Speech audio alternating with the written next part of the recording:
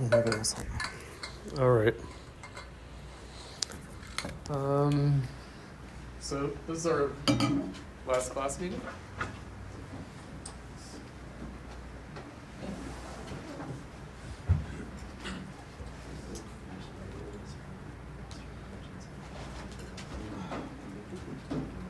So we'll finish out our discussion of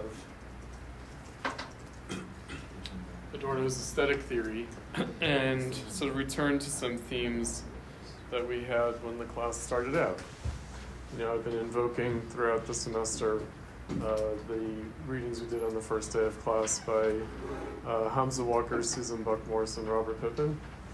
So we will come full circle in certain respects with the final selections from Adorno's aesthetic theory. Pull up that book. Is it still on our computer? Oh, maybe it's not. Merge the files.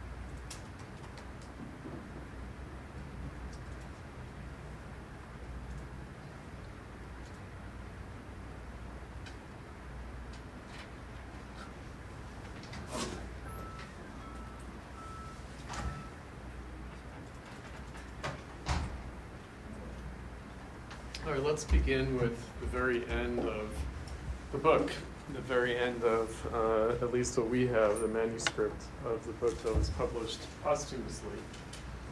Adorno didn't complete it. And again, take up some of the themes here. Prior to the emancipation of the subject, art was undoubtedly, in a certain sense, more immediately social than it was afterward. Its autonomy, its growing independence from society, was a function of the bourgeois consciousness of freedom that was itself bound up with the social structure. Prior to the emergence of this consciousness, art certainly stood in opposition to social domination and its mores, but not with an awareness of its own independence. There have been conflicts between art and society desultorily ever since art was condemned in Plato's state. So that's Plato's Republic, this kind of semi-ironical depiction of the ideal state. But the idea of a fundamentally oppositional art was inconceivable. And social controls worked much more immediately than in the bourgeois era, until the rise of totalitarian states, that is. So if you'll recall, we had that reading from Trotsky, Art and Politics in Our Epoch, where Trotsky said that art is a protest against reality. It's a protest against reality, whether conscious or unconscious, optimistic or pessimistic. It's a protest against reality simply through its aesthetic, formal transfiguration of reality, its sort of aesthetic idealization of reality. Right? And then the question is, where does such idealization or transfiguration come from? That brings us all the way back to Kant. It comes from the imagination. And so it's via the imagination that humans are capable of conceiving things that don't already exist, and therefore making them happen. Art's an example of that. At an aesthetic level, at the level of an aesthetic object. On the other hand, the bourgeoisie integrated art much more completely than any previous society had. So we have a little dialectical contradiction or a paradox here. So art became more independent than it ever was, but also became more integrated than it had ever been at one and the same time.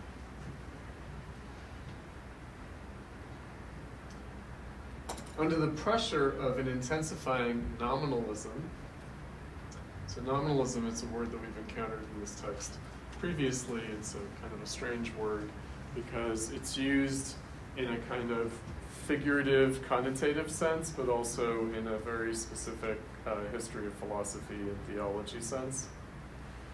So nominalism is the idea that there are no universal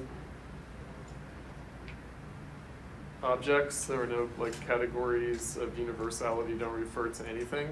There are only particular objects. Right, so there are only artworks, there isn't art. Right, so nominalism would be only considering particular things. The general categories are just sort of fictions, according to nominalism. Now, of course, again, going back to Kant thought that there was actual substance to these universal categories.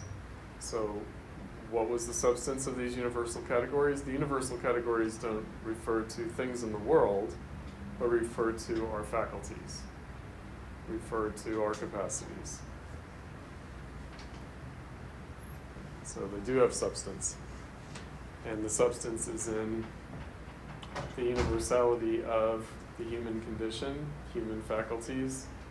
Going back to the antinomy of taste, where to each his own, each has their own taste, and yet everyone has the capacity for taste. Right, so it's particular, but it's also universal. And that's why we try to convince other people of the validity of our aesthetic judgments. Because we know that they're capable of judging it the way we do. They're capable of feeling the same way that we do. They're capable of imagining what we imagine, even if they don't. So nominalism, he calls it the pressure of an intensifying nominalism. So that's a particular kind of assertion about advanced modern capitalist society, that it's in capitalism in particular that the universal categories become problematic, and therefore there is a gravitational tendency, a drift in the direction of only considering the particular and disqualifying the universal.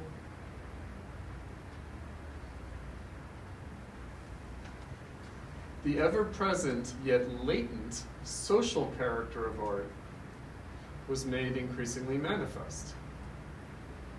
Another kind of dialectical reversal there.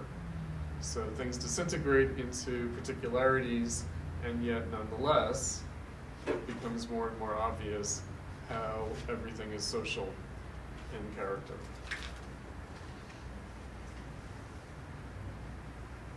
This social character, he writes, is incomparably more evident in the novel form, than it was in the highly stylized and remote epics of chivalry.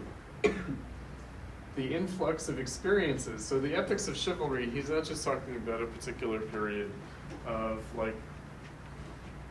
chivalry in a very specific European medieval sense, but chivalry in the sense of, well, who wrote these epics? Who were these epics about? Throughout history, in all civilizations, what were the epics about? They were about the aristocracy. They weren't about the peasants. They were about the chivalrous people.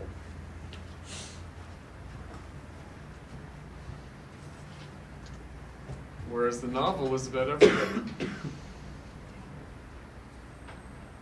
About the bourgeois subject, it's about the everyman.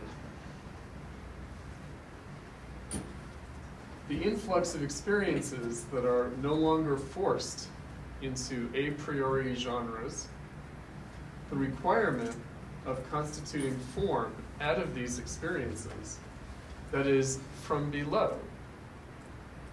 This is realistic in purely aesthetic terms, regardless of content. No longer sublimated by the principle of stylization, the relation of content to the society from which it derives at first becomes much less refracted, and this is not only the case in literature. So you'll recall that Lukács in the Theory of the Novel that we read describes the novel as half art, half not art. Now, of course, the epic in some ways is entirely not art, or it's entirely art. Right? So the novel, on the other hand, because the epic is embedded in social ritual and doesn't have the aesthetic autonomy that we expect from art in the bourgeois era. So the half art, half non-art in the novel form is a transformation. It is in continuity with, it is descended from the epic form. It shares that in common. But it also includes a journalistic element. So the journalistic element is the direct content of society that's coming through, that's less refracted through form.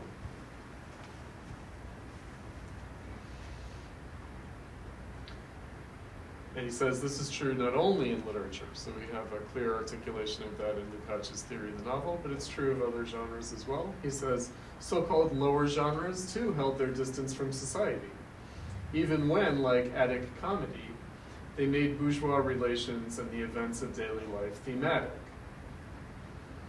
All right, so that's a reference back to the Nietzsche, to the Birth of Tragedy, where simultaneously with tragedy losing its self-evident aesthetic meaning,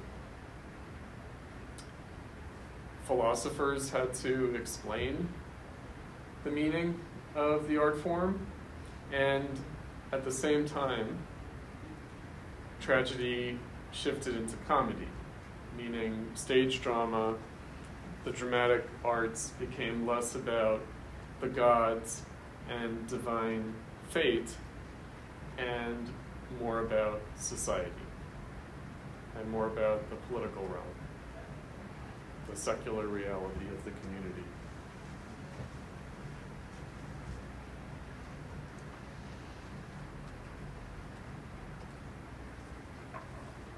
The flight into no man's land is not just one of Aristophanes' antics, but rather an essential element of his form.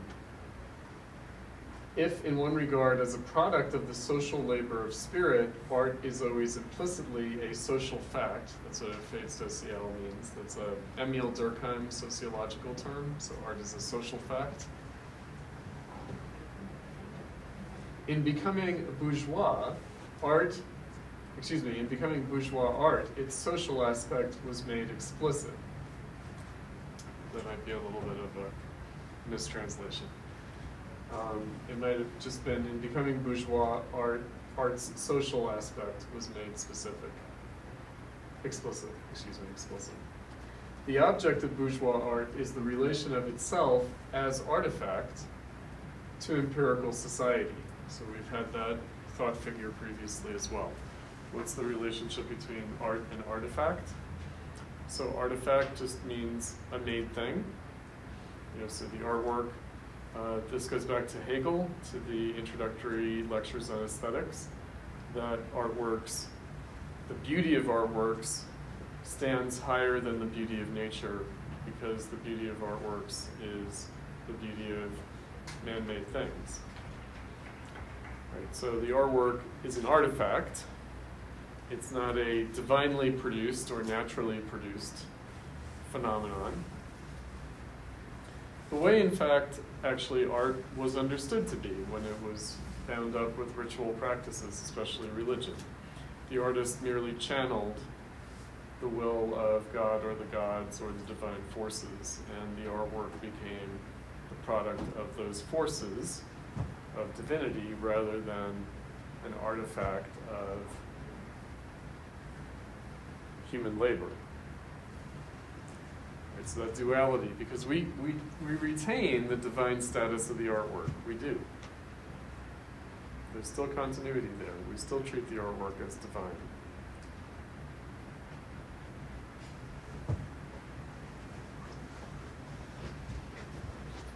We do. That's why the Stop Oil protesters, they're engaged in a kind of religious iconoclasm when they attack art. There's a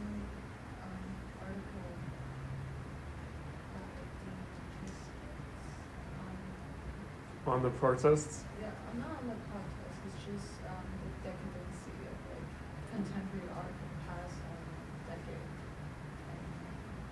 At least the past decade. At least the past decade. For him, I think the turning point was 2016.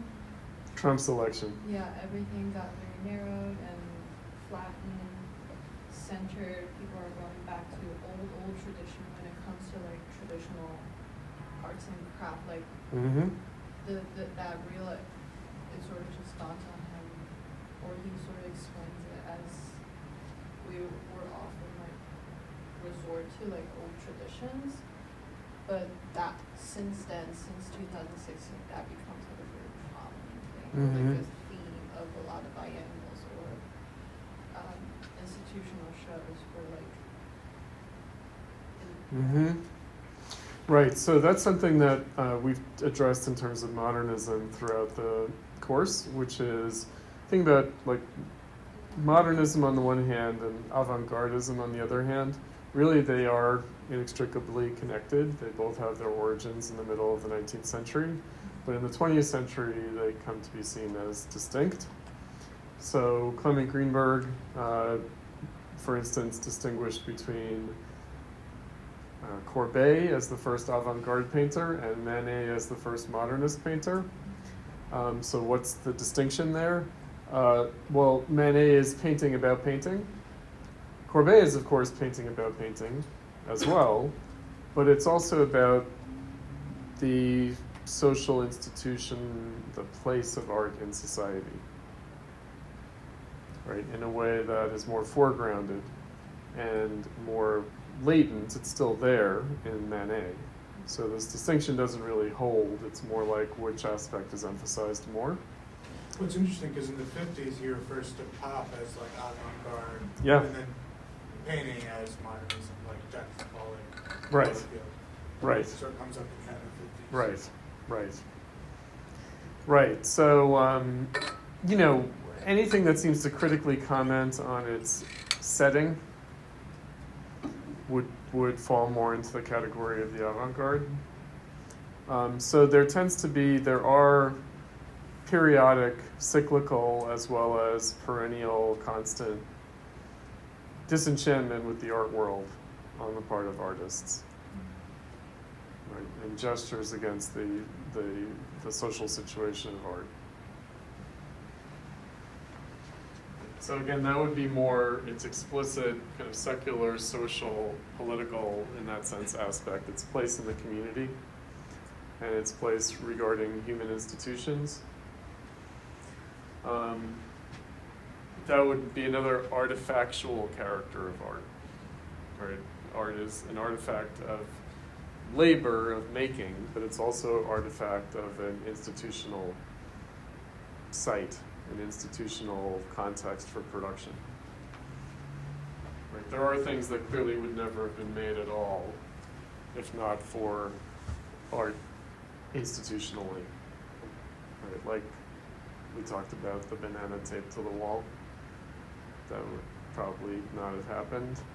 I mean, I don't know, maybe a contractor working on updating a condo, you know, who wants to have a snack in the afternoon might, like, you know, not want to reach for the banana, but just sort of tape it temporarily to the wall so he can reach for it when he's hungry.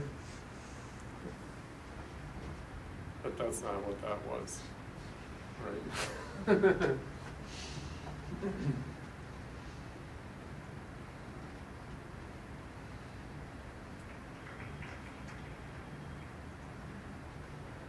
Don Quixote, another reference to Boccaccio's theory of the novel, stands at the beginning of this development.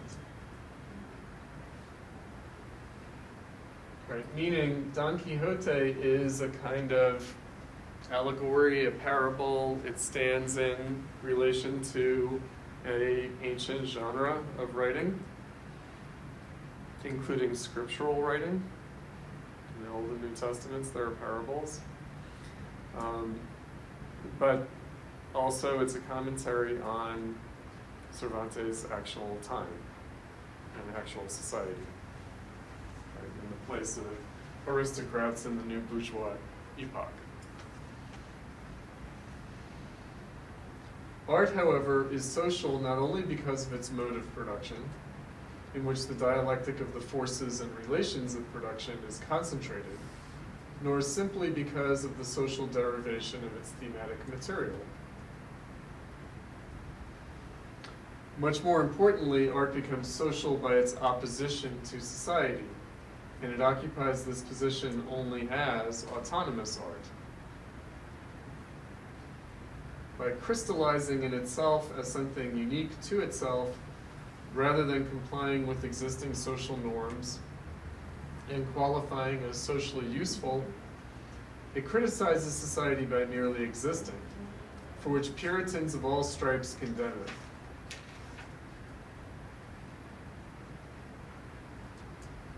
And that includes the Puritans who invade the art world to do their mischief, including the Puritans who invade the art schools.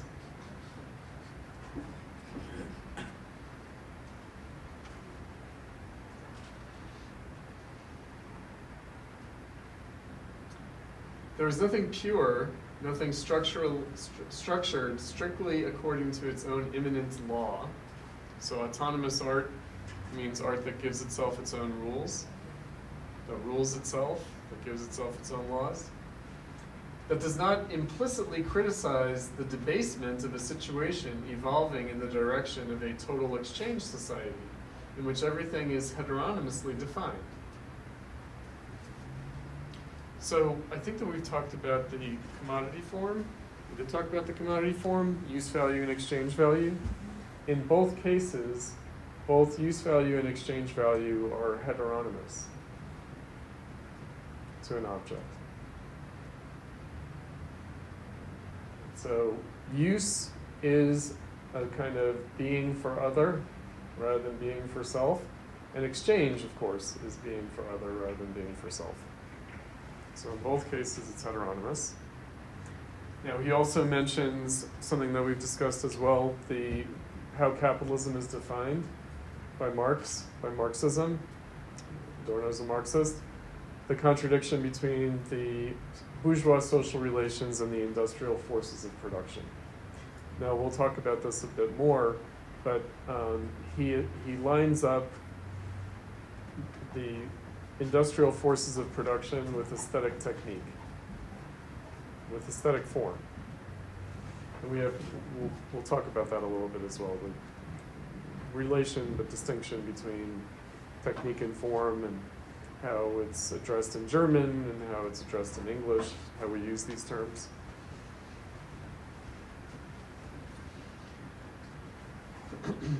So the contradiction between how art fits into the social universe, the social relations, and how it pushes against them, against the social relations, against that social universe, through its own form.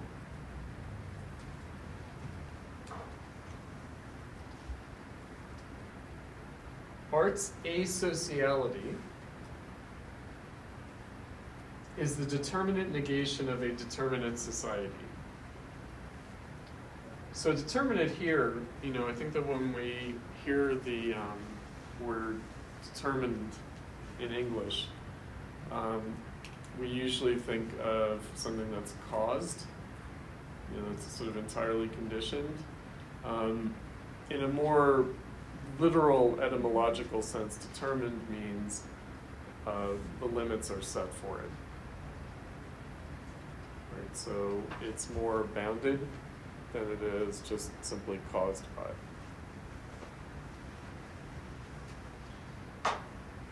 Right, so the determinate negation of a determinate society. Also, we could say a necessary negation of a necessary society, meaning a society with a certain kind of necessity to it.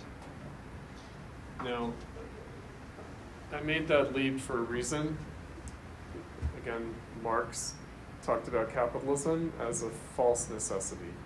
So capitalism is a situation in which society is ruled by a false necessity false not in the sense of just a mistake, something simply untrue, but a false necessity meaning a real necessity that nonetheless is to be overcome. Right, so it's a real necessity.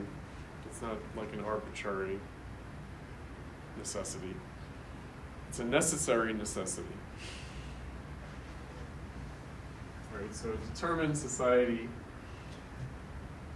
a social necessity brings forth a necessary negation. At least that was the idea. So that's a different way than we usually think about capitalism. We usually think of capitalism as a certain set of values, and we like them or we don't like them. We try to play by the rules, we try to break the rules, right? Rather than thinking of it as an expression of necessity, a real necessity, in that way something inevitable, something that we're doing whether we want to or not, whether we choose to or not, whether we oppose it or not.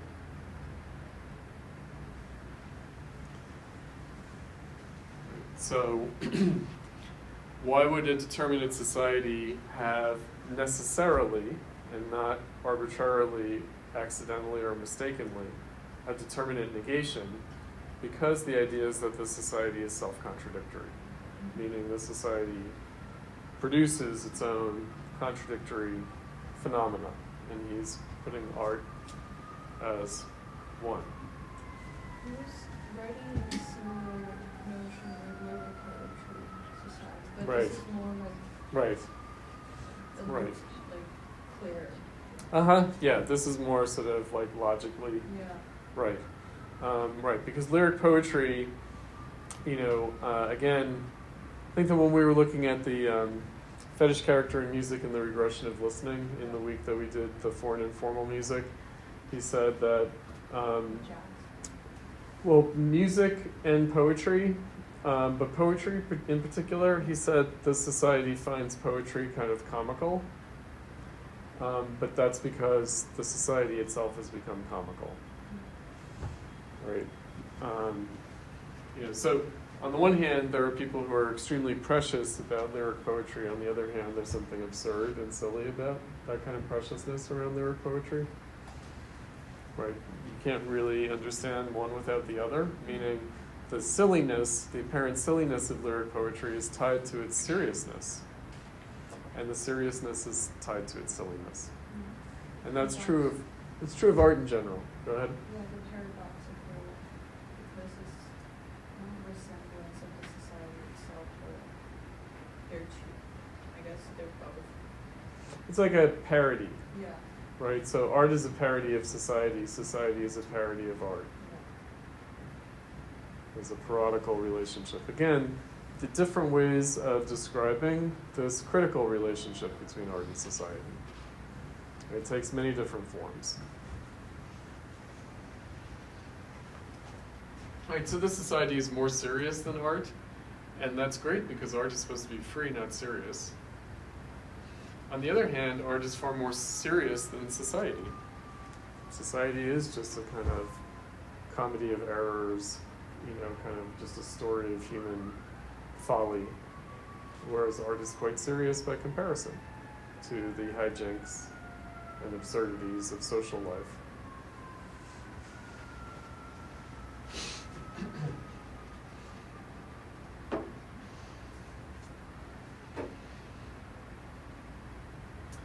Certainly through its refusal of society, which is equivalent to sublimation through the law of form. So sublimation is more of a psychological category. Freud knew the idea that the drives are sublimated in our activities. So they're expressed but transformed in their expression.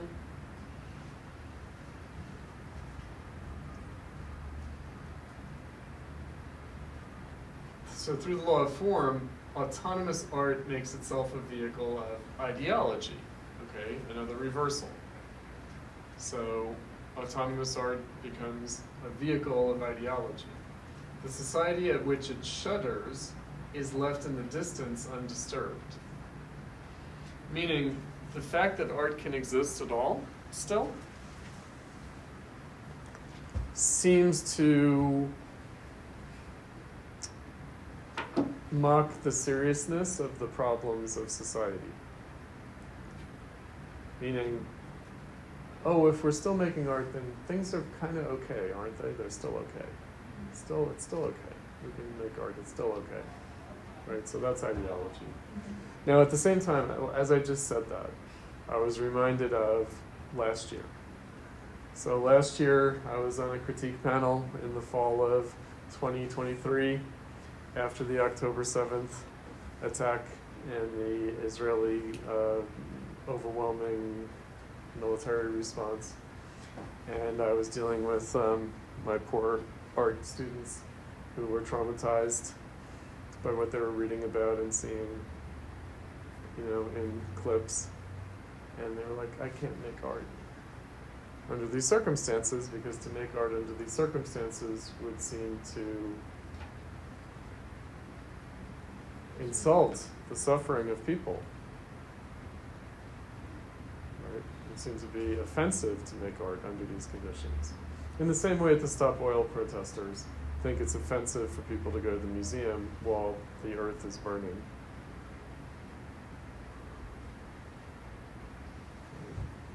You know that joke, right? Stop oil.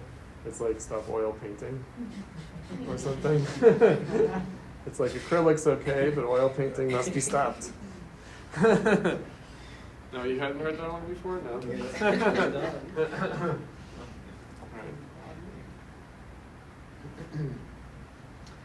Right, so, you go to the museum and all the suffering of the world is left undisturbed in the distance.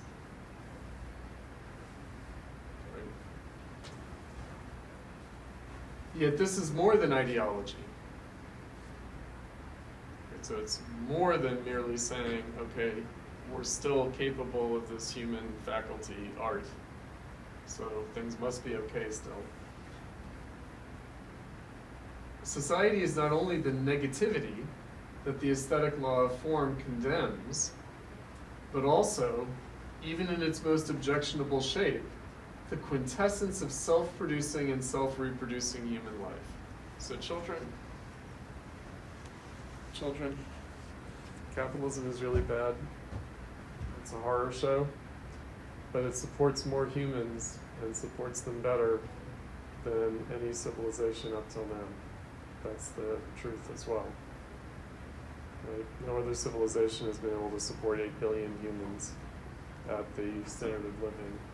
For the vast majority of them, that was not possible before. Right?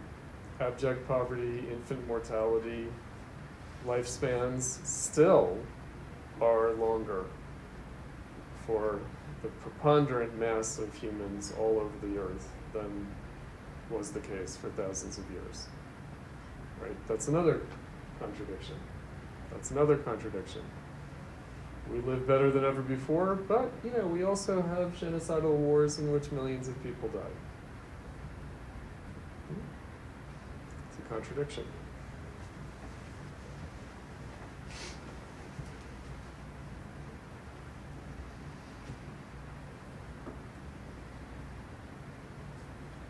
Art was no more able to dispense with this element than with critique, until that moment when the social process revealed itself as one of self-annihilation.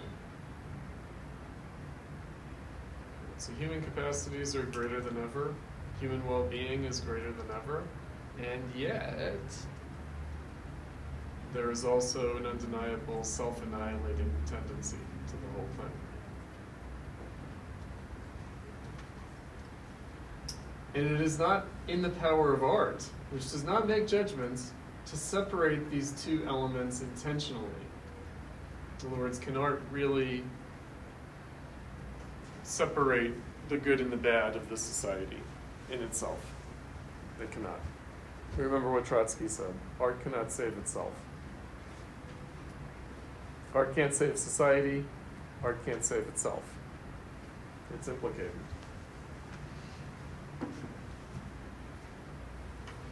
A pure productive force, such as that of the aesthetic, once freed from heteronymous control, is objectively the counterimage of enchained forces. So this is another Marxist idea, the idea that the bourgeois social relations constrain, dominate the forces of production.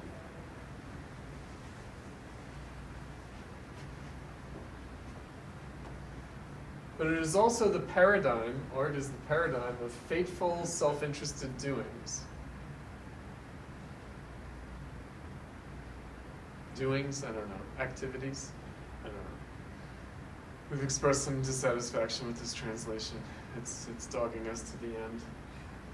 Art keeps itself alive through its social force of resistance. Unless it reifies itself, it becomes a commodity.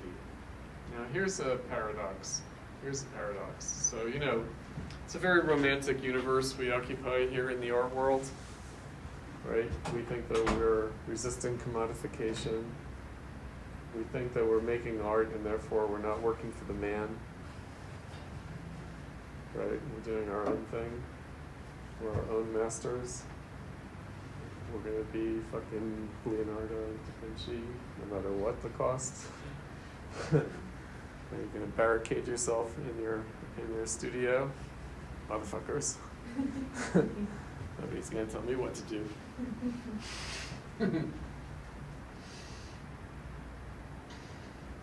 But in the end, art can only save itself by reifying itself, by thingifying itself. You can only attempt to. Can't really, but it attempts to. So it becomes a commodity in resisting commodification. It becomes a commodity in resisting commodification. Now, how does that work? All right, so we sort of know this more from like the 60s, but it goes back further. It goes back to the Surrealists and the Dadaists. It goes back to the avant-garde of the early 20th century. In some ways, it goes back to the art of the 19th century. Actually, artists already back then tried to resist commodification. But what has been the historical result of that resistance to commodification? Actually expanding what is commodifiable and how things are commodifiable. In other words, by developing practices that seem to escape commodification, actually the frontiers of commodification have been advanced. The whole, like, recreating the wet piece or conceptual algorithm, how you install it is just a manuscript. And commodification means, of course, getting paid. It means making money, on the one hand. On the other hand, it doesn't only have to mean that. It doesn't have to be that. Right? So it's hard to separate forms of objectification from forms of commodification in bourgeois society and capitalism. So even unpaid labor is part of labor. So even when labor is not sold, it's part of labor as a commodity. Marx called it a free gift to capital. A free gift to capital. Right? So it's a value added, even if it's not paid for. Right? So if the artist doesn't get paid, they can still add value to the system. Right? Somebody's going to make money somehow off of it. Really, though, it's not about making money, it's about the total social system of which it's a part. And, you know, on the one hand, it's easy to say the society is about making money. There are a lot of things in this society that are not about making money. Believe it or not, the Art Institute is not about making money. This is a nonprofit organization. This is a money hole.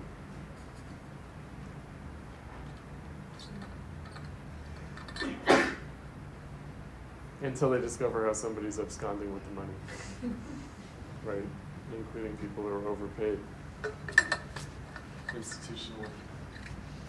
So because it's not necessarily producing money, because it's not profit, that withholds money, like has, like, you know, obviously, like in charities and nonprofits, they're obviously there for the rich to like kind of like uphold money and to keep a system in good faith. So that's not a commodity then, because it's not like producing money. It's not exchanged. It's still a commodity. It's a funny paradox, right? It's kind of like the museum across the street is a nonprofit organization, right? So how does the school and the museum, you know, the two aspects of the Art Institute, how do they stay in business, so to speak? They get donations. Now the artworks are not purchased. The artworks in the museum are donated. So it's an act of charity through which the artworks are on the walls of the museum. But it takes money to keep the artworks on the wall of the museum, obviously. Right? It takes the constant labor of supporting that. And you know, that's only partially compensated by the price of the ticket. So, you know, they shouldn't really charge anything for going into the Art Institute. They really shouldn't. But there is this kind of strange philosophy that people only have respect for something that they pay for. So they think that if the museum were totally free, then people would sort of disrespectfully just wander through the halls of the museum, but they wouldn't take the art exhibition aspect of the museum seriously. It's insane. You know, Expensive. The tickets Tickets now? are these days. It's 36. It is not. 32.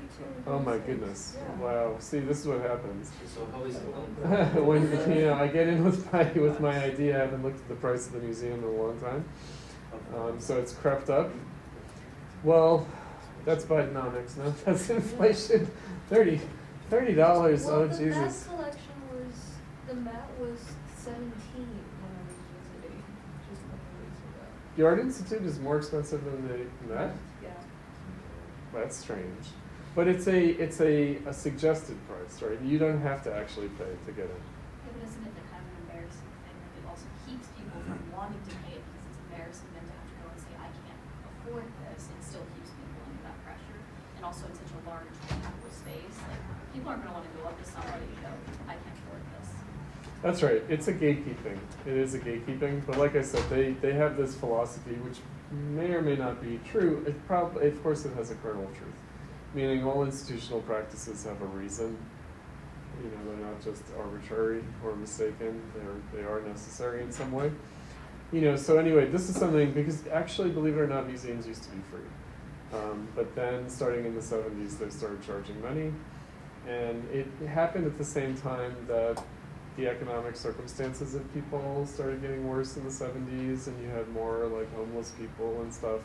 So it's all goes to the public space got more violent, you know, a lot more crime starting in the 70s. And so they decided that an easy way of filtering the public was to ask a nominal fee. It was a nominal fee, it was a very small fee, but then of course it's crept up. Right. So, you know, what started out as basically a crowd control measure has now become something more forbidding. Yeah.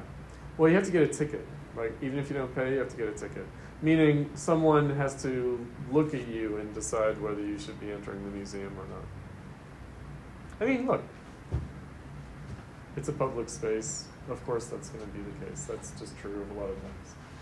So, how'd we get off on that? Oh, because it doesn't recover the cost at all. Like, the tickets don't recover the cost at all. Like, the museum doesn't support itself on the price of the ticket. Not at all. That's extra money for them, but the main thing is the donations, the philanthropy. That's what keeps it going. But it's part of this larger social world. It's part of a larger capitalist world. Ultimately, it is a form of entertainment, right? So you could go to the movies or you could go to the museum. So you go to the movies, you go to the AMC theater, that's a for-profit. You go to the museum, it's non-profit. But really, it's two commodities. Right? It's just, do I want to spend a few hours staring at a screen and having my ears blown out by the volume being too high? Have you guys noticed that? The volume is too high in the theater. It's pretty Or absurd. you're just sitting in front. Right. No, it's everywhere. Like if you sit in the back, the speakers are there. They're like ready to like drill into your head immediately. Right. Torture is like a really bad film. I think it was alright. Yeah, some films, it's different. Like the genres of film are different, but I do feel like the volume is always just cranked a little bit. Just it's like, okay, that's like the proper volume, and then this, like, let's just put +2 on that. Or you can go to the museum, right? So it's a choice of leisure time activity. It's 2 use values. Whether the exchange value is going to profitable enterprise or going to nominal fees to support a nonprofit institution doesn't really matter. What matters is that they're both consumer items, use values of leisure time activity. So they're commodities no matter what. Right? Something can be a commodity even if you don't pay for it. Because society's paying for it. Someone's paying for it. Right, someone's paying for it. Or, we are paying for it. The question is, how are we paying for it? Are we paying for it through individual expenditures? Or are we paying for it through tax dollars or through the billionaire's philanthropy? Right? Right, so again, it's not a matter of, okay, I'm going to be a starving artist and therefore I'm resisting the system of commodification. No. Versus like, I'm selling out. Got to get paid. That doesn't matter. Right? In the end, it's the same thing. It's a use value.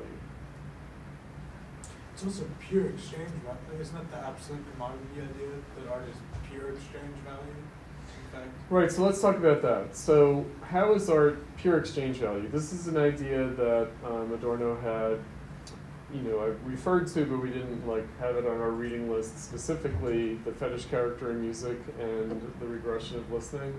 I've made reference to it just to help illustrate the foreign informal music essay.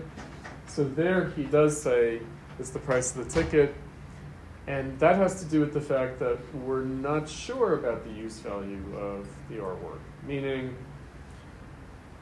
do we actually get aesthetic pleasure from it? Do we have the experience, the bourgeois subject's experience of art as an aesthetic form? Do we have that anymore, or do we kind of go through the motions of it? So his example in the case of music was the symphony, going to the symphony. Does anyone really enjoy the symphony? Of course you can force yourself to enjoy the symphony, but basically what you enjoy is the sense of being a cultured person who goes to the symphony. And so you buy a season ticket, you become a patron of the symphony, almost as a kind of social duty, because they do allow students to go in for less money, or they allow school children to go in for free on the largesse of the rich people who buy the season tickets, and for whom it's a sort of a high-class social activity. So they have a little cocktail hour before the symphony, they have it during the intermission, and they have it afterwards. So the season ticket holders have special access to the little club after the show to hang out with their rich friends, right? So, going to symphony is being high class, whatever. Where's the musician and playing to that? That they enjoy making the music. Right. So how does that, is it because then they feel that they're performing a high class thing, or is there something else? I guess that's where I was going to go with pure exchange value, that the autonomy of art is modeled on the autonomy of exchange value in some sense, right? So here's a way of thinking about the musician, right? So, in the case of the symphony musician, so basically the musician of the Chicago Symphony Orchestra, right, just to block that with you, is going to play whatever, right? So meaning they're going to do the jazz concert, or they're going to do the Shostakovich Soviet Symphony, or they're going to do whatever. Or the latest sort of commissioned modernist or avant-garde artwork. So, they are just, in a sense, employees. Now, they've chosen that profession out of a sense of talent, a sense of calling, but also a sense of, being good at something, because usually it involves training from a young age. So it's, it's tricky there because they are just doing a job. Now they might enjoy doing the job, right? they might feel especially called to or talented for doing that job. And they might get a great deal of aesthetic satisfaction as musicians doing that work, on the one hand. On the other hand, it is a profession, it's not a hobby, right? It is a job. Their ability to do it the way they do it is based on getting paid for it, right? With everything that entails, meaning the conditions of the musical production are such that they do that labor instead of some other labor. And I think that that's like, I don't know, easier to demonstrate in the case of a musician at the symphony orchestra than it is like, I don't know, a painter, right? Because a painter might be producing paintings and getting paid, not getting paid, maybe working another job, right? Whereas the musician at the symphony, that's their full-time job. That's their full-time job. Right? They're not going to be doing other, I mean, they might do like instruction, musical instruction on the side, but basically they're doing this. Right? So, you know, again, in the case of artists, you know, they are having to reproduce themselves through their artistic labor. Like I said, with the symphony, it's kind of more of an obvious thing than in the case of other artists. And, you know, art as a cultural commodity, it takes different forms. So music, right? You can go to the Green Mill, you can go to the Chicago Symphony Orchestra. You know, there are different things that you can, you know, go see a pop concert, right? So exchange value, pure exchange value is sort of pure fungibility of art as a cultural good. So now, that's one aspect. The other aspect, however, is for its own sake, the for its own sake quality of it. So it's easy to show, maybe, that art is a pure use value, meaning it's entirely about the aesthetic experience. However, right, that flips over because you don't have use value without exchange value. These are two sides of the same thing. It's not like two different things. It flips over into exchange value in a sense that's much more abstract, general, or universal than in the case of use value, which remains very particular and concrete. But I don't know. Go ahead. Yeah, that the model of being an end in itself is the commodity, in fact. Mm-hmm. Right. I was just, An end in itself, right? So art for art's sake, it's like in this society, obviously all activity is for certain use values. However, why go into business in one thing and not another thing, right? And you know, what are the social conditions for doing that? At the end of the day, a business has to make money. A person has to earn money to survive, right? Or get some kind of support from someone who's earning money in some way. You know, directly, indirectly, money has to be made. Money has to be earned. And it just sort of doesn't matter what you're doing. So it's kind of like, okay, I have, let's say you're a venture capitalist. So there's money to be invested. And then it can be invested in any number of things. And one of the questions will be, will it be worth the investment? Will it make a return on the investment? You know, I'm suddenly thinking of like Shark Tank. Is Shark Tank still a show? Shark Tank's still a show? It might be, it might not be, but they pitch various ideas. People come in with all sorts of cockamamie products or services. Yeah. Huh? Woman, Yeah. yeah. And then it's like, are you going to get the sharks interested? Are you going to get the venture capitalists interested? Are you going to get them to put their money in? And then it's negotiating terms over how much are they going to own of your product, of the returns on your product? Or are they gonna are you gonna be relegated in a kind of humiliating way to QVC status? QVC still exists, right? Okay, all right. Okay. I'm always wondering whether the rocket to Mars has just left me far behind. There's no more Shark Tank, there's no more QVC.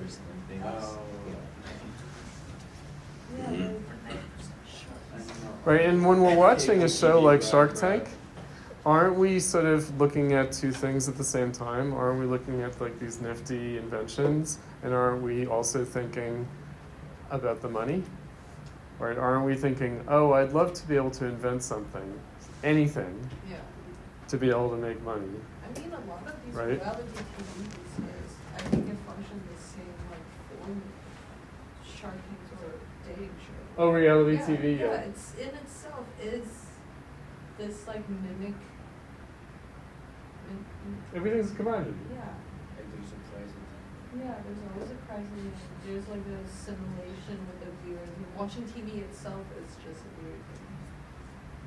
Yeah. Aren't there always these scandals around The Bachelor and The Bachelorette because they're the prized commodity, they're the prize in the end, and then it turns out that they're really fucked up, and it's oh, that was a bad prize. That Lamborghini was a lemon. Right. I mean, this is related though, but prior to art being a commodity, it was it had a religious cultic function. Uh-huh. So art's autonomy in this society is bound up with it being a commodity, in fact. Yeah. And with its fetishism as a commodity. And I'm not sure that we've talked about that so much. But the fact that the commodity is our religious object, right? It's our cosmological object. It's what Marx called our object of metaphysical subtlety and theological nicety. Mm-hmm. So, it's our social relation. It's our cosmology. Right? We live in a commodity-producing society. We're in a society in which commodities produce other commodities. And there are two kinds of commodities that produce other commodities, humans and machines, both of which are commodities. And artworks are that. So art for art's sake is linked to humanity for humanity's sake. And how do we mediate socially? What are the social relations of humanity for the sake of humanity? The commodity form. Now it's going to strike us again, we're very romantic here in the art world. So we're no, you can't put a price tag on things. What about the qualitative, not the quantitative? Right? But in fact, before bourgeois society, before human activity, human life, therefore, became a commodity, the principle of society was not human life as a value in itself. It was not. Human life was only valuable for the sake of the culture, for the sake of the religion, for the sake of God, the gods, the divine principles. Right? So there was no human life as a value in itself. So that's the paradox. Human life only becomes a value in itself when it's a commodity.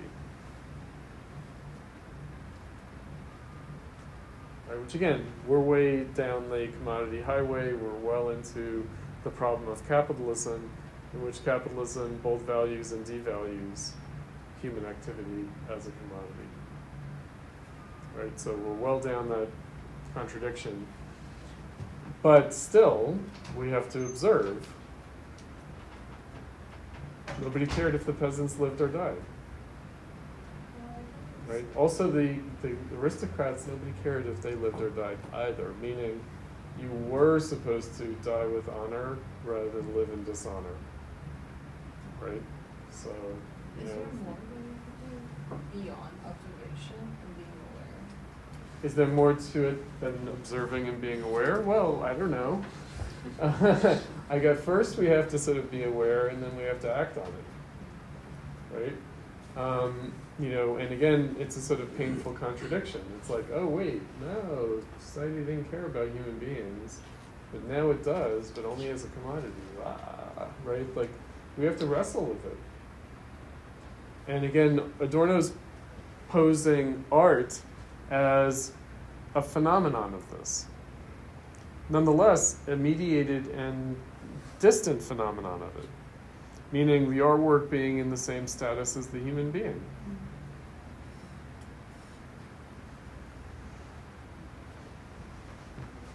Right? You can destroy a painting, you can assassinate a CEO.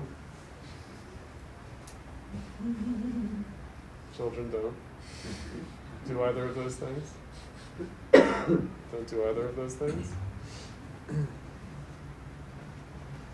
Right, you can say this society has the wrong values. Fuck Van Gogh. Fuck United Healthcare. The parasites. Right? That painting on the wall, it's a parasite. It's sucking the life out of me. Its existence offends me. Because what about the suffering in the world? How could this guy be walking into a hotel while his company is making millions of people suffer? Who does he think he is?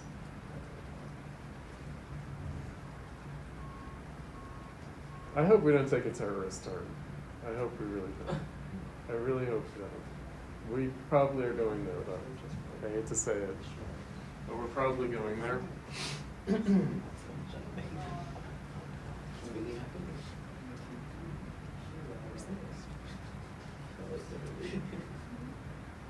So here, art's contribution to society is not communication with it, but rather something extremely mediated.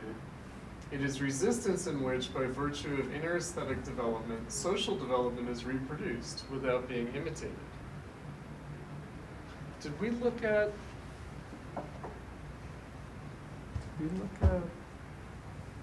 the mimetic faculty in this class? We did not. Okay. We did not. Okay, so imitation. So imitation doesn't just mean copying. So when something is imitated, it's also transfigured. It's transformed. So the imitation of something is different from what is being imitated. Right, so it's not simply reproducing, it's not simply a reenacting, but there's also a change involved, and that's what he's saying here. Right, so, Well, it's because he sets it up as like art's autonomy is its critique of society, but at the same time, art's autonomy is society's autonomy. is society, right. So the autonomy of art is both a reproduction of society, while it's also a opposition and resistance to society. Right? Now, that's because society itself is self-contradictory. So when setting up this contradiction between art and society, actually, that's setting up two things. It's setting up the fact that society is self-contradictory. It's also setting up that art, as part of society, is self-contradictory. Right, so the opposition of art and society points to a self-contradiction on both sides of it. Right, it's a self-contradictory society that produces the contradiction between art and society, and that therefore produces a self-contradictory art. And that it would be self-contradictory in its inner principle, namely autonomous. Right, as art, like art in the way that we talk about art. Because art is always all sorts of other things. That's what I mentioned earlier. Art is artifact. Right, art is the product. It's a product of human labor. It's a product of institutional practices. It's all sorts of things. And yet, as art, it is defined in a particular way, meaning for the sake of the aesthetic. Right? What sets it apart from other kinds of objects is its aesthetic form as a independent, autonomous principle, and yet it's precisely in that it exhibits a self-contradiction of society. So when art is most distant from society, it is most an instance of society. That's what he's setting up.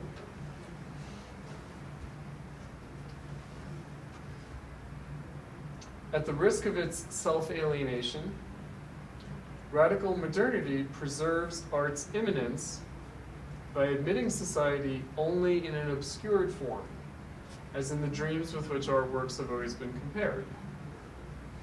Nothing social in art is immediately social, not even when this is its aim. So even when you're doing like verite documentary type journalistic representation, by virtue of it not just being the social reality itself, it's already changed.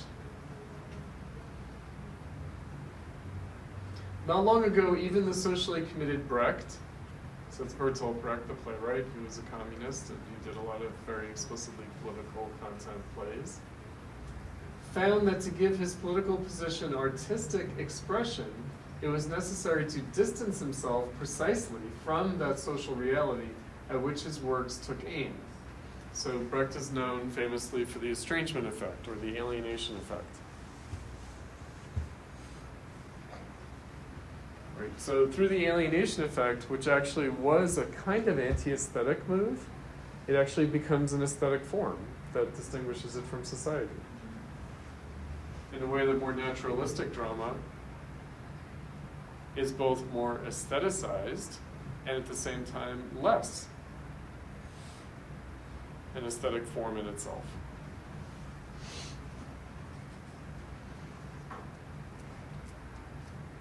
Jesuitical machinations were needed sufficiently to camouflage what he wrote as socialist realism to escape the Inquisition. So had Brecht survived Stalinism, well, people were willing, including he himself, was willing to engage in Jesuitical casuistry, machinations, in order to camouflage his work as somehow socialist realism, even though obviously it wasn't. It was modernist. Brecht was extremely modernist. He wasn't socialist realist at all. And then we have one of these stray sentences that probably was meant to be expanded upon in the manuscript. Music betrays all art. So here's some direction of that, but probably he didn't fill this out as much as he wanted to. Just as in music, society, its movement, and its contradictions appear only in shadowy fashion. Speaking out of it, indeed, yet in need of identification, so it is with all other arts. So identification here, we have some connotative meanings in English that are misleading. We were talking about it in terms of identity and non-identity. Right, so identification here just means to make identical, to make self-identical, as well as to make identical with something else. So now the shadowy fashion in which society, its movement, and its contradictions, that's a reference to, again, commodity fetishism in Marx. It's a reference to what Marx called phantasmagoria, meaning the world of commodity fetishism is phantasmagorical. So it's a world of smoke and mirrors. It's a world in which we're actually not sure what's the cause and what's the effect, and in which those things can become reversed, paradoxically inverted.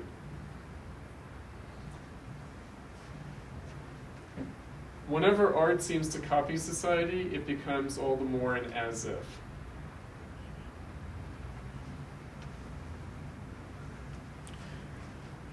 Right, so where he was going to go with the music, it's unclear, but in some ways we already talked about this in foreign informal music, which is the paradox that music is a temporal, durational art form. It is about movement and dynamism. At the same time, actually, music seeks to objectify itself. So we talked about it in terms of how time functions in late modernist music and postmodernist music and avant-garde music, experimental music of the post-World War II period. That music, in order to survive, takes on this interestingly paradoxical static quality, in which time is objectified, frozen, even while music is inevitably about movement and time.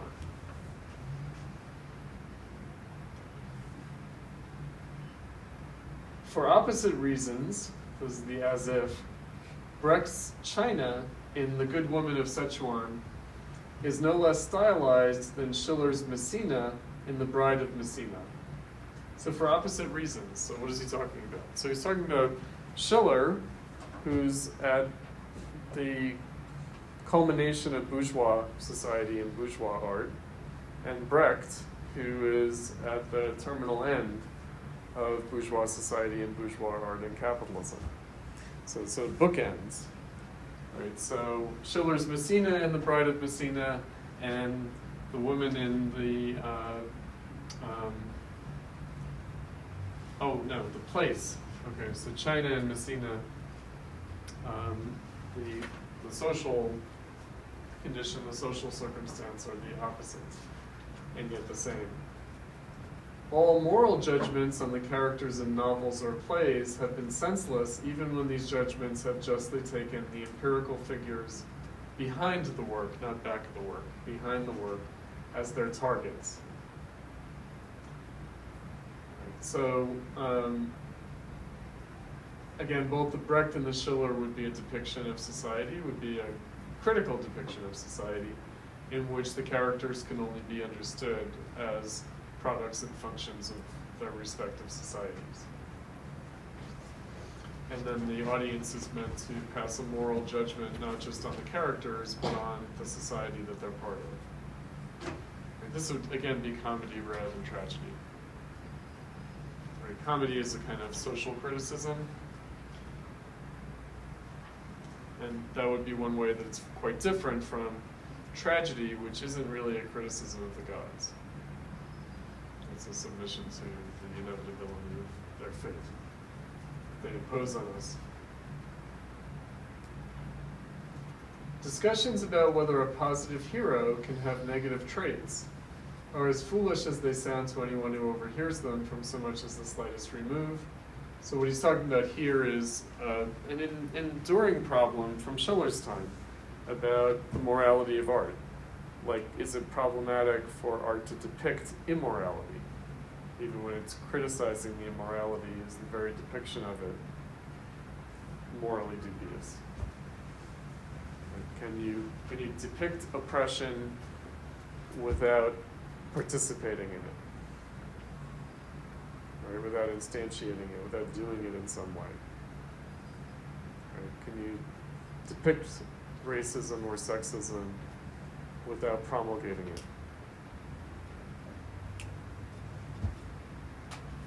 You can't oppose the society without being part of it. Of course, you're implicated in it. Even when you're protesting against it, maybe most when you're protesting against it. Form works like a magnet that orders elements of the empirical world in such a fashion that they are estranged from their extra-aesthetic existence. And it is only as a result of this estrangement that they master the extra-aesthetic essence. So that's the estrangement effect I mentioned. So all art is Brechtian in that sense. All art, and that's the as if. Right? All art, as an objectification of reality, becomes different from it. Conversely, by exploiting these elements, the culture industry all the more successfully joins slavish respect for empirical detail, the gapless semblance of photographic fidelity, with ideological manipulation. And this is one of the reasons why we find it difficult to say whether the depiction of atrocities might not encourage people to commit atrocities. It's hard for us to imagine that people won't imitate. Life imitates art. So you've heard that expression. That's supposed to be an ironical reversal of art imitating life.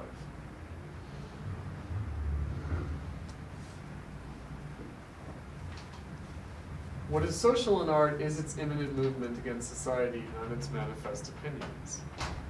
So it doesn't matter what the manifest opinions and the content of the work are, let alone what the opinions of the artist may be.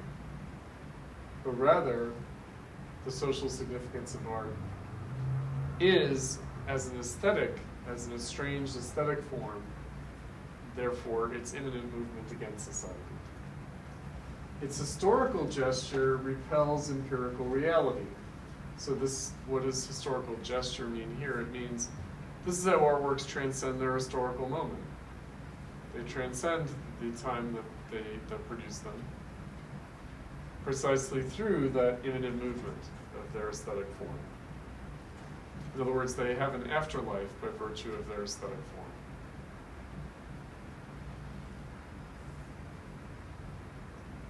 They have an afterlife as artworks.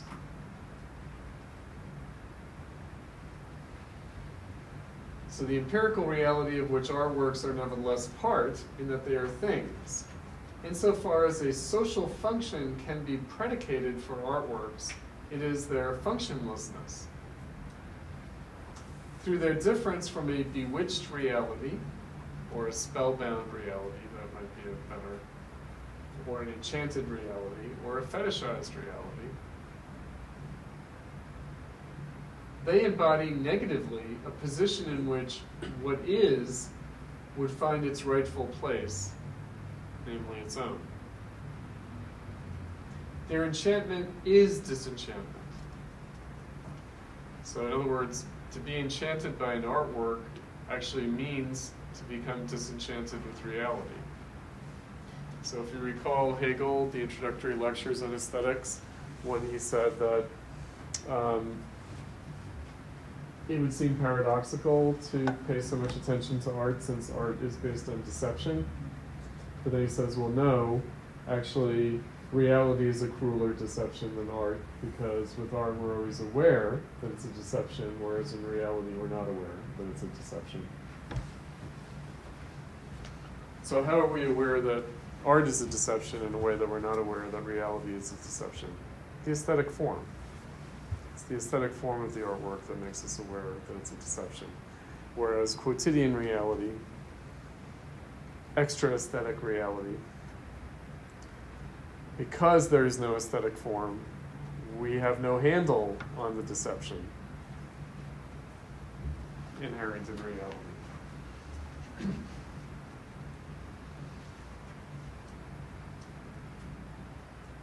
Their social essence, artworks, requires a double reflection on their being for themselves and on their relations to society. Their double character is manifest at every point. They change and contradict themselves. It was plausible that socially progressive critics should have accused the program, the program of art for art's sake, l'art pour l'art, which has often been in league with political reaction. And political reaction here doesn't mean like reactivity. It means political reaction like the ancien regime. It means the old ruling class or old privileged people. Right, so generally it's an aristocratic virtue, l'art pour l'art, and even when it's not by aristocrats, it's usually people who would like to be aristocrats, right? Artists who are like, you know, I don't want to be a bourgeois. I'm an artist, and as an artist, I want to be an aristocrat, right? So that's what political reaction means. Heavily influenced, like, when there's a debate between art for art or art for life around? At the Biennale? Yeah. At which Biennale? Whitney? No. Dennis? It was, I think it was Documenta, that would be more the place. I mean, it could take place in any of those places. It's always funny when rich people debate whether art should be for its own sake or art should be for life, right? Life, meaning art should be like yoga or wellness, right? Or it should be like shrooms. Oh, our man Luigi, my people, unfortunately, Luigi Mangione, Italian American I think he was trying everything, right? He was psilocybin. I mean, he was suffering. He broke his back surfing. At least he broke his back surfing and not like loading trucks on Amazon delivery job, warehouse job.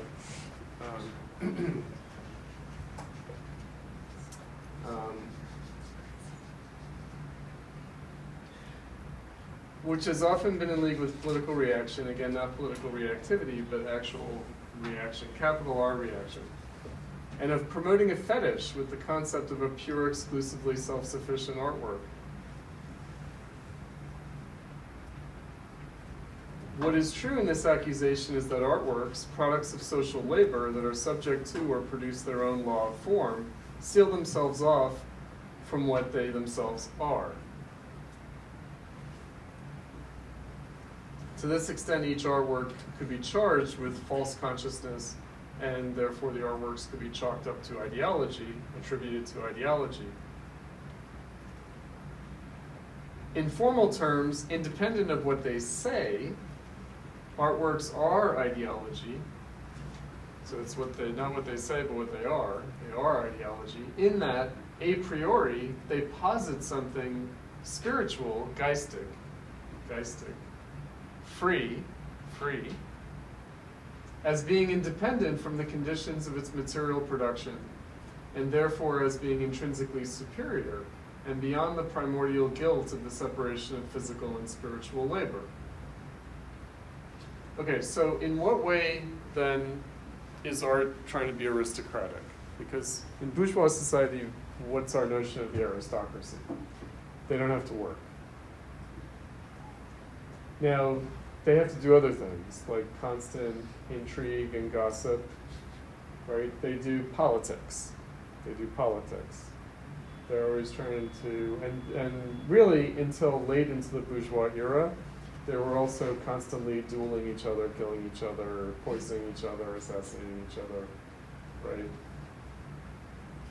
Locking each other up in the tower, right? So it was a full-time job for sure. It required a great deal of effort, right? But in bourgeois society and capitalism, we associate aristocracy with a life of leisure because it wasn't about doing remunerative labor, right? And of course, the aristocrats, you could never say that what they were doing was labor. They would never have understood it that way, and it doesn't really fit labor. So how is art aristocratic? It's kind of pseudo-aristocratic. It's not really aristocratic at all. It might like to imagine itself to be above it all and aristocratic in that sense, but it's not aristocratic. Not really. So then what is it? Well, it's spiritual or geistic labor or geistic activity as opposed to physical activity. So I think that we've talked about this. Artists are intellectuals. Art is intellectual labor, no matter how much physical labor goes into making it. Because it doesn't work on physical reality, it works on the mind. The effect of artworks is mental, intellectual. It's not physical. Right, so that's how it fits into the mental versus physical or intellectual versus physical labor. And here he's calling that spiritual, geistic. In what way?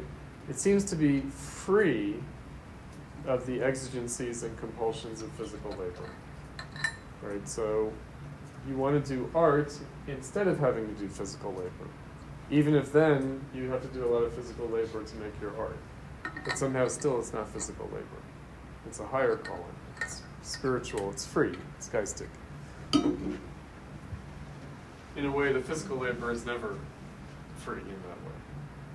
It's also why in the realm of physical labor, we consider artisanal labor to be more free than wage labor. Right, so I was on a crit panel, designed objects, and I was on with architects, and then also a dude who does like bespoke furniture, basically, but he, teaches at the Art Institute. And so he's a designed object person, but basically he's a craftsman, he's an artisan, right? And so the idea is that he is free to choose his clients, And he's free to realize in his own way what they commission him to make. Right? Now it's physical labor. He was a dude. You know, he definitely is a work with his hands kind of guy. You know? It's like me and my brother. It's like, Chris is going to go to school. He's going to go places. He's going to go to college. Jonathan, he's good with his hands. Not fair to my brother. Not fair to my brother. My brother ends up doing intellectual work anyway, in his own way. Yeah, I was going to say about Yeah. l'art pour l'art. Uh-huh. Doesn't it take on a different character in the late 19th century? Like, then like l'art pour l'art, like, so someone like Goethe, it wasn't an art for art's sake, it was Mhm. art as educated. Mhm. But I think Benjamin talks about in the Arcades Project how art for art's sake gains an upper hand after the failure of 1848 revolution. Like It's in capitalism. Yeah. It's in capitalism. In other words, art for art's sake, right, so ostensibly art has its autonomy starting in the Renaissance, but it never occurs to anyone to put it just that way, art for its own sake, until the capitalist era, until the industrial era.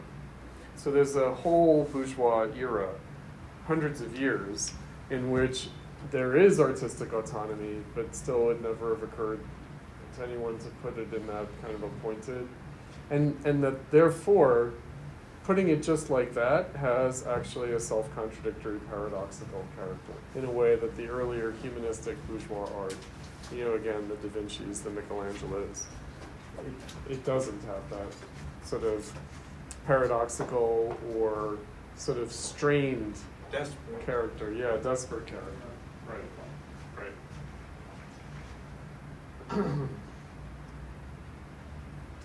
What is true, excuse me, Chocta's ideology, okay. Separation of physical and spiritual labor was exalted on the basis of this guilt is at the same time debased by it. Okay, so in other words, the guilt, the culpability of being free of compulsory physical labor, also compulsory mental labor. There's also a lot of that in the world.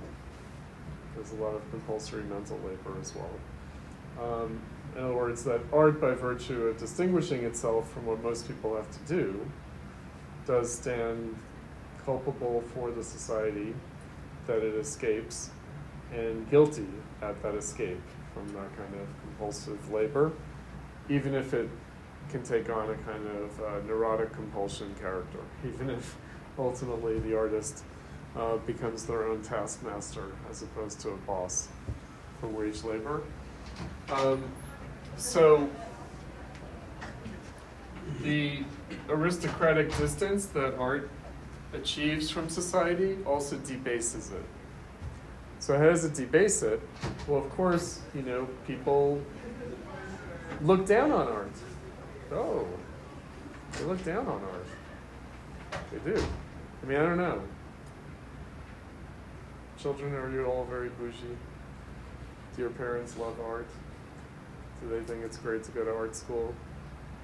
That's not my background. My background was like, you art? You're going to be an artist? You're going to art school? What the fuck is wrong with you? Right?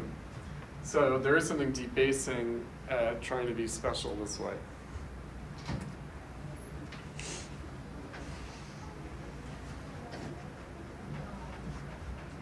This is why artworks with truth content do not blend seamlessly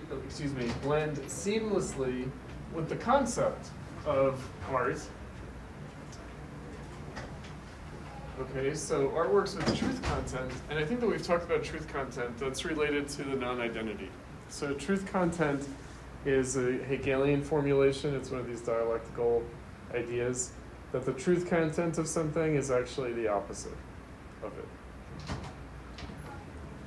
Right, so the truth of something is expressed in its dialectical opposite. The truth content of something is actually the opposite of what it appears to be. Okay.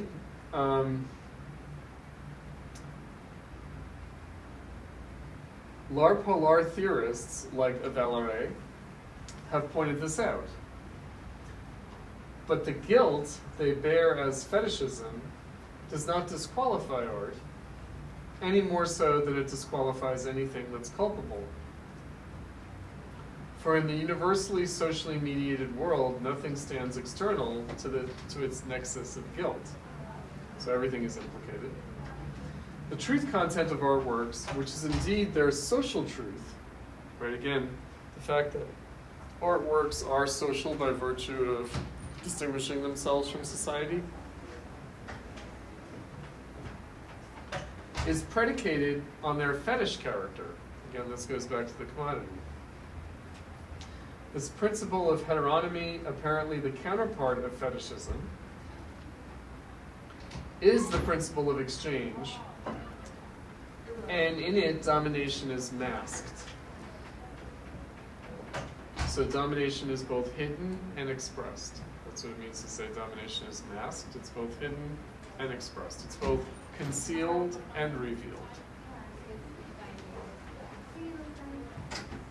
Only what does not submit to that principle, the principle of exchange, acts as the plenipotentiary, or the ambassador, or the agent, of what is free from domination.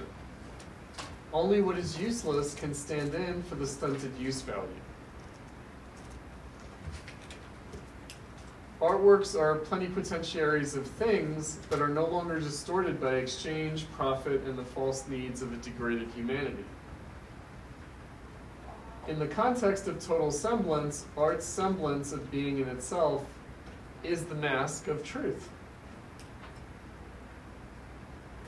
Marx's scorn for the pittance that Milton received for Paradise Lost, a work that did not appear to the market as socially useful labor, is, as a denunciation of useful labor, the strongest defense of art against its bourgeois functionalization, which is perpetuated in art's undialectical social condemnation. A liberated society would be beyond the irrationality of its faux frais, the false friends, and beyond the ends means rationality of utility. In other words, what is art good for?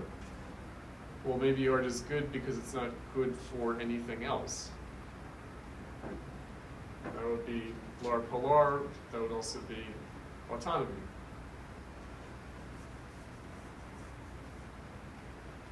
This is enciphered or encoded in art and is the source of art's social explosiveness.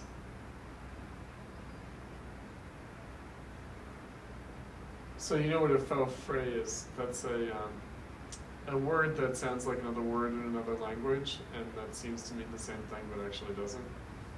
It's the false friends. It's the so when you're learning a new language, you have to be aware of the fact that there are words in the new language that you're learning that might sound like the words of your language, but no, they don't mean that, right? So a kind of superficial resemblance that's misleading. Although the magic fetishes are one of the historical roots of art, so we talked about this in terms of religion giving rise to art and philosophy and also science, but I think that we talked about how art has a dual heritage. It comes from religion, but it also comes from magic. So magic is also the source of science. Right, so this is an anthropological distinction, magic versus religion. So religion is about worshiping the forces of the universe, and magic is about manipulating them.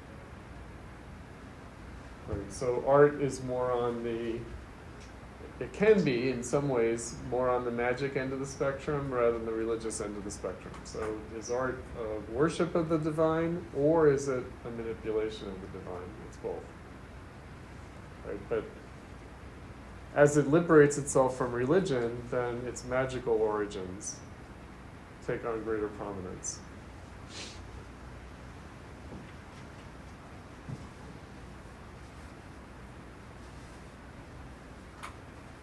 A fetishistic element remains admixed in artworks, an element that goes beyond commodity fetishism. Now, here's a paradox, because again, religion was what predated commodity fetishism, and so art creating a new religion out of itself seems to be a reversion to religion, but is actually pointing beyond bourgeois society and capitalism. So l'art pour l'art is like a new cult of art. It's a new kind of cult value or ritual value of art. It's a new religion of art. So art separates itself from religion only to create a new religion out of itself. Right, that's why I describe the Stop Oil protesters as iconoclasts. Right? They think that they're fighting the values of society by attacking its sacred relics, by attacking its reverential objects, by attacking the ritual of art, the ritual of going to look at art in the museum, disrupting that ritual. In the same way that for a time, there was a time when people were interrupting Christian masses. Do you remember? St. Patrick's Cathedral in New York, the protesters went in to disrupt Mass. Right, so something very similar. Right, so art can also be a ritual that people might want to disrupt by protesting the society.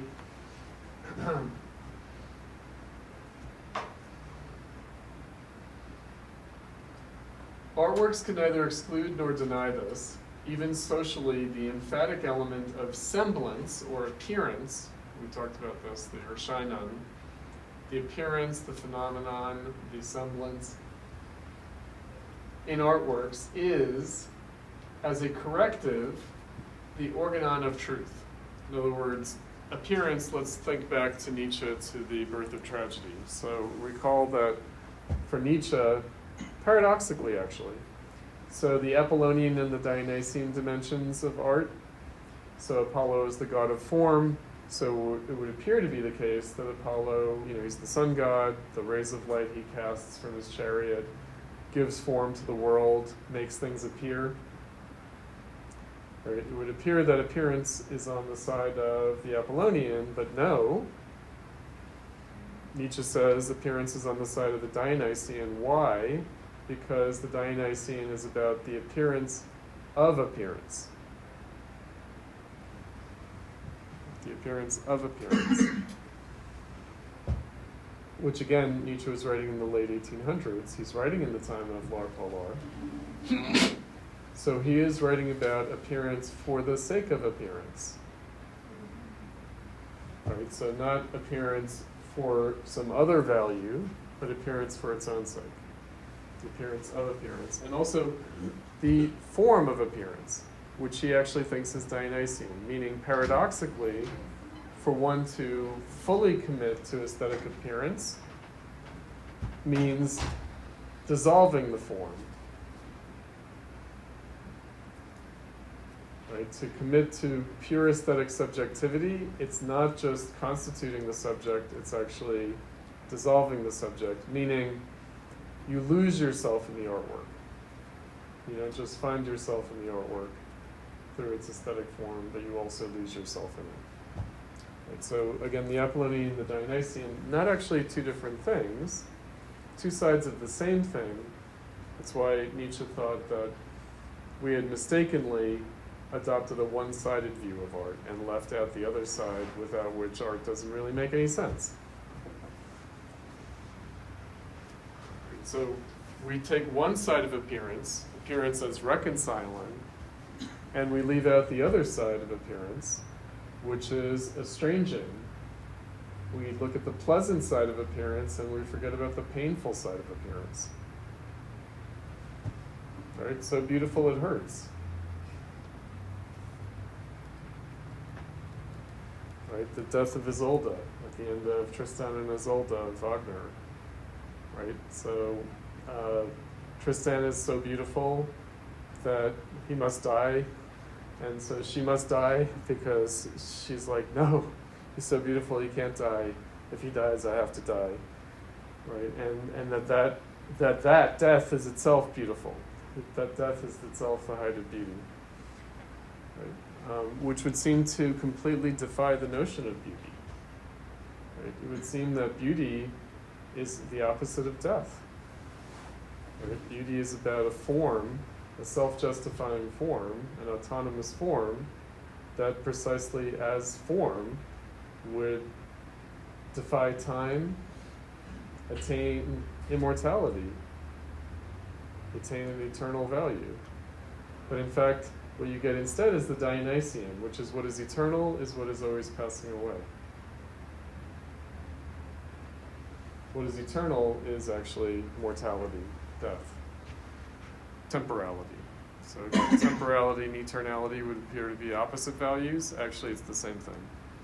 What is eternal is the fact that everything is temporary.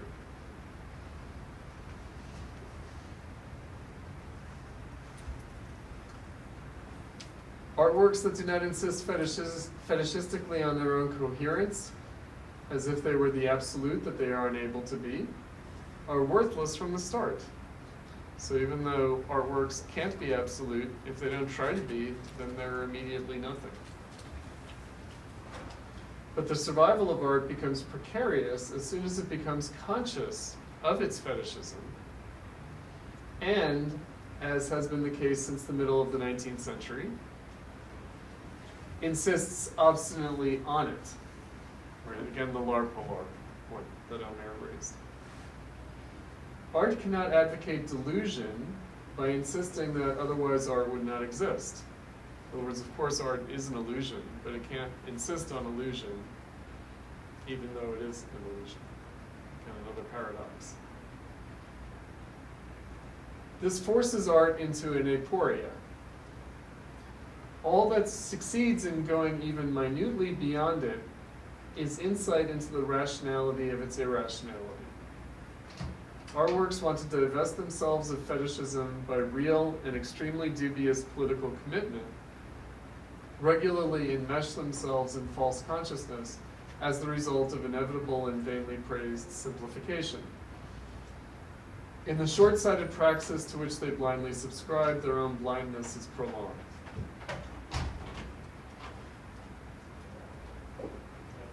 So artworks try to get outside of the false consciousness or the fetishism of art by tying themselves to political commitment or social justice criteria. But in so doing, they undermine themselves, meaning they kind of undermine both their status as artwork and their political mission. And why is that?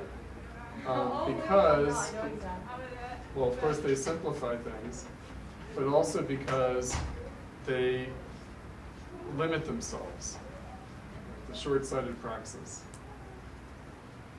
and therefore cut themselves off from what they can actually do. The objectivation of art, so art rendered objective, art as an objective reality, which is what society, from its external perspective, takes to be art's fetishism,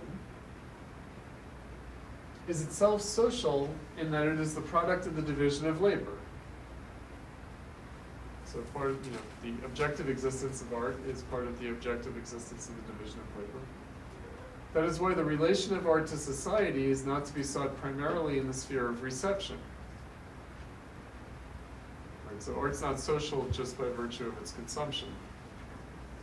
No, this relation is prior to or anterior to reception, and that is in production. So art's social character is not just in its consumption, but more so, he's saying, in its production. Interest in the social decoding or decipherment of art must orient itself to production rather than being content with the study and classification of effects that for social reasons often totally diverge from the artworks and their objective social content. Since time immemorial, human reactions to artworks have been mediated to their utmost and do not refer immediately to the object. Indeed, they are now mediated by society as a whole, meaning our aesthetic feeling from artworks actually comes less from artworks than from the way we're supposed to feel. in our experience of them.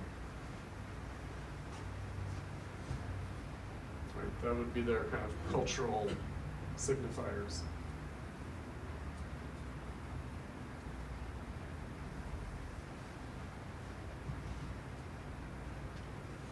The study of social effects neither comes close to understanding what is social in art, nor is it in any position to dictate norms for art, as it is inclined to do by a positivist spirit.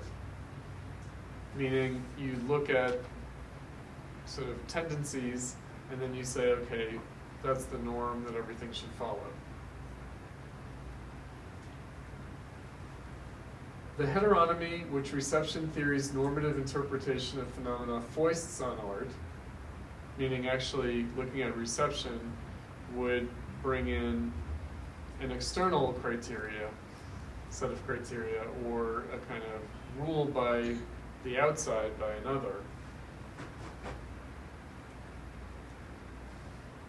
And this is an ideological fetter that exceeds everything ideological that may be inherent in art's fetishization. Meaning, art might be in its production ideological, but it's even more ideological in its reception. Art and society converge in the artwork's content, not in anything external to it. This applies also to the history of art. Collectivization of the individual takes place at the cost of the social force of production. So collectivization of the individual is through the social relations of production, and that's at the cost of the aesthetic as a social force of production. In the history of art, real history returns by virtue of the life of the productive force that originates in real history and is then separated from it. Okay, so let's uncode that. So here's a kind of a strange idea that Adorno has. So you could see art as the effect of political economy. You could say, okay, commodity relations, bourgeois social relations. You could say, okay, capitalism, the crisis of commodification, that this is informing art history. This is basically accounting for or determining, causing art to develop in a particular way. Well, you could flip that entirely on its head and say, actually, the history of aesthetic form is conditioning and in some ways determining social relations. Right, so Hegel addressed this because he said there are sort of these three phases that history cycles through: religion, art, philosophy.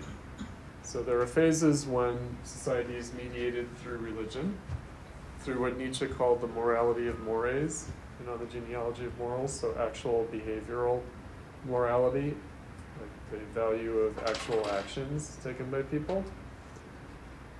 Then the community becomes more abstractly mediated, when it's mediated not by direct practical moral rules of conduct, but by aesthetic sensibility, by a more intuitive sense, rather than a directly practical sense. And then finally, society achieves an even more abstract self-recognition, consciousness, philosophically.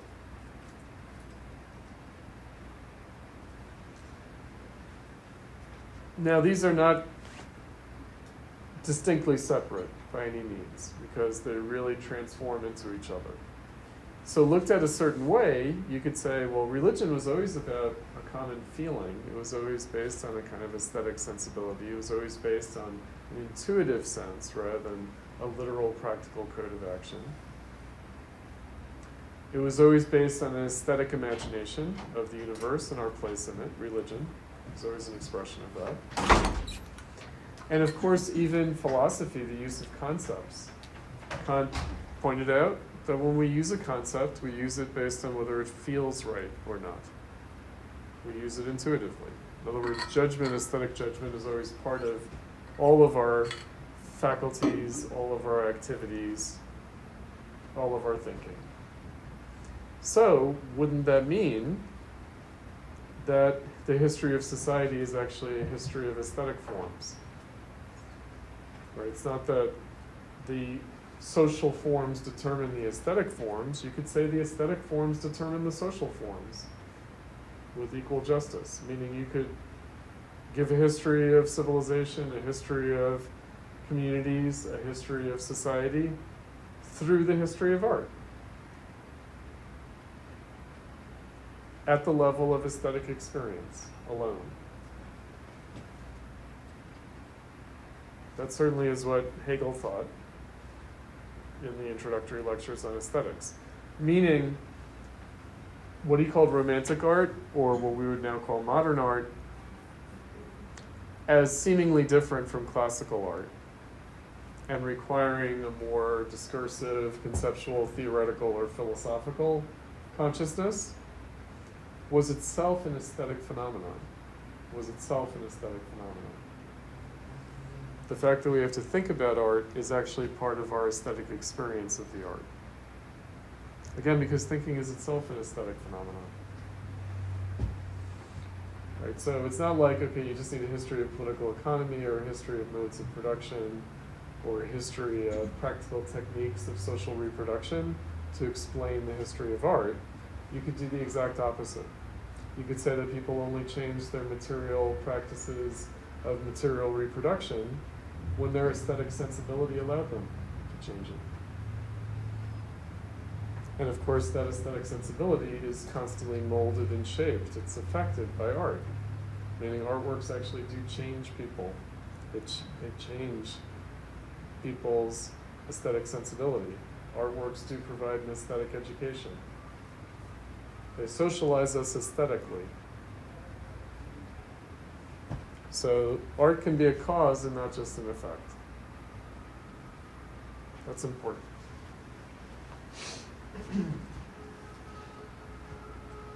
You could say, because it is the queen of the faculties, as Kant put it, that art's more fundamental than anything else.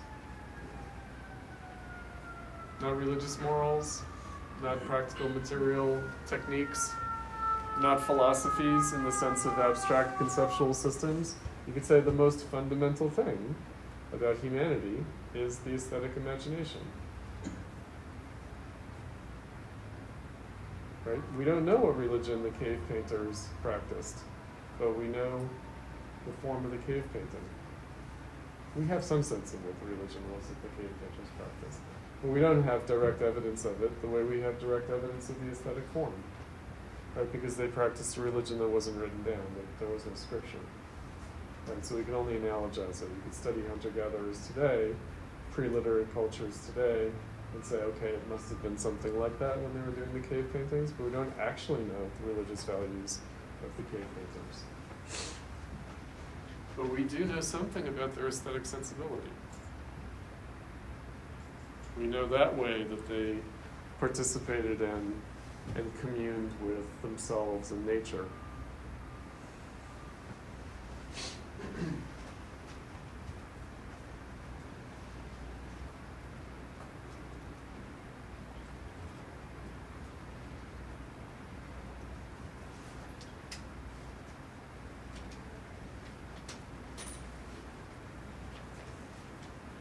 This is the basis of art's recollection of transience. Okay, so what does that mean? Basis of art's recollection of transience. Meaning, history is embodied in art. Meaning, when we're looking at artworks, we are looking at objects of the transitoriness or transience of history. Art preserves it and makes it present by transforming it. This is the social explanation of its temporal nucleus, meaning it's impossible to think about art other than as historical. Susan Buckmore raised this in the visual culture questionnaire piece we read in the first day of class. She talked about the prehistory and the after-history. Right? So art is not just embedded in its own historical moment temporally, but has a prehistory and an after-history. Right, so art embodies the movement of historical time and doesn't just instantiate particular moments of it.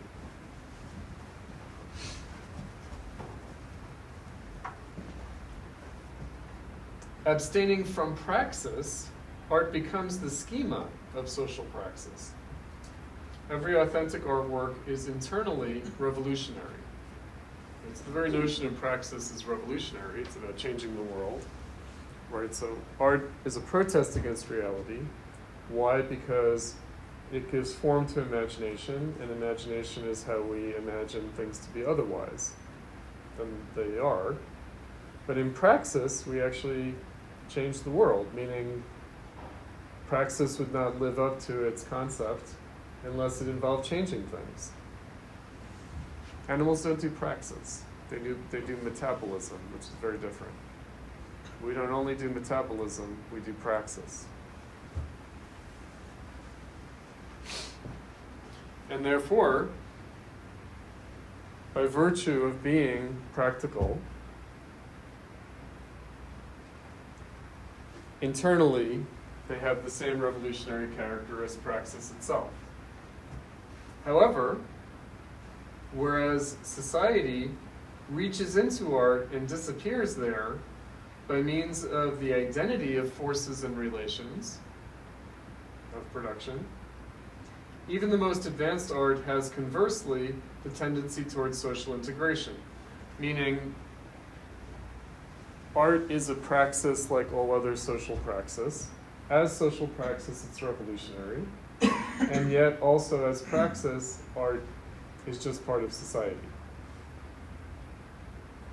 Right? Art actually isn't any more revolutionary than any other social praxis, but it's as revolutionary as any social praxis.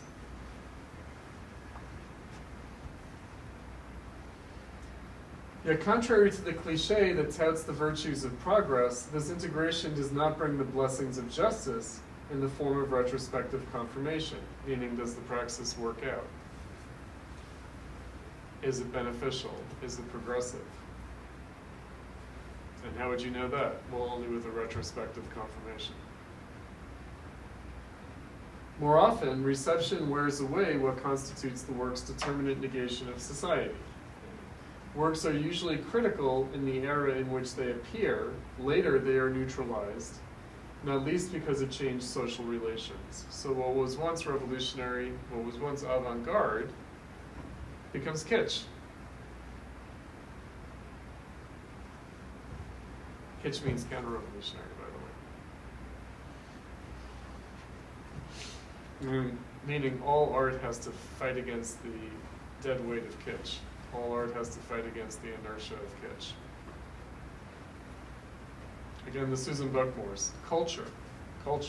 Art is always struggling against the inertia of culture. Art is always struggling against the cult of itself. Right? The established praxis of art is always this dead weight in which art is mired and struggling to transcend.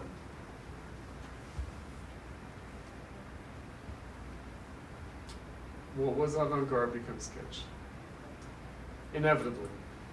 However, once artworks are entombed in the pantheon of cultural commodities, so, okay, they struggle to transcend kitsch, but then they inevitably become kitsch, and then they become museumified kitsch.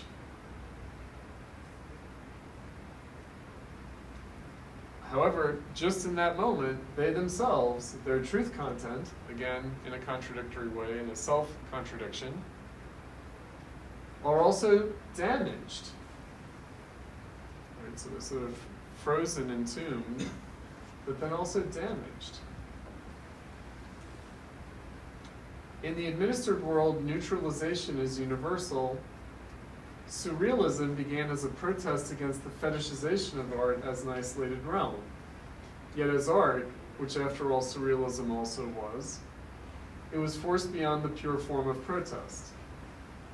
Painters for whom the quality of peinture, or painting, was not an issue, as it was for André Masson, struck a balance between scandal and social reception.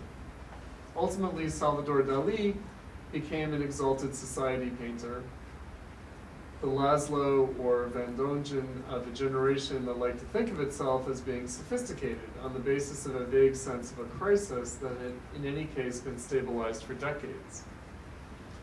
Thus, the false afterlife of surrealism was established. Modern tendencies in which erupting shock-laden contents demolish the law of form are predestined to make peace with the world, which gives a cozy reception to unsublimated material as soon as the thorn is removed. In the age of total neutralization, false reconciliation has of course also paved the way in the sphere of radically abstract art. Non-representational art is suitable for decorating the walls of the newly prosperous. It is uncertain whether that also diminishes the imminent quality of artworks. The excitement with which reactionaries emphasize this danger speaks against its reality. It would be truly idealistic to locate the relation of art and society exclusively as mediated in problems of social structure.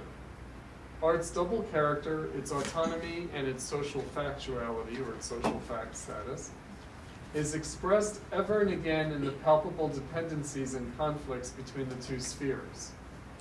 Frequently, there are direct socioeconomic interventions in artistic production. A contemporary instance of which is the long-term contracts between painters and art merchants who favor what is called work with a personal touch, or more bluntly, a gimmick. That German expressionism vanished so quickly may have its artistic reasons in the conflict between the idea of an artwork, which remained its goal, and the specific idea of the absolute screen. Expressionist works could not totally succeed without betraying themselves.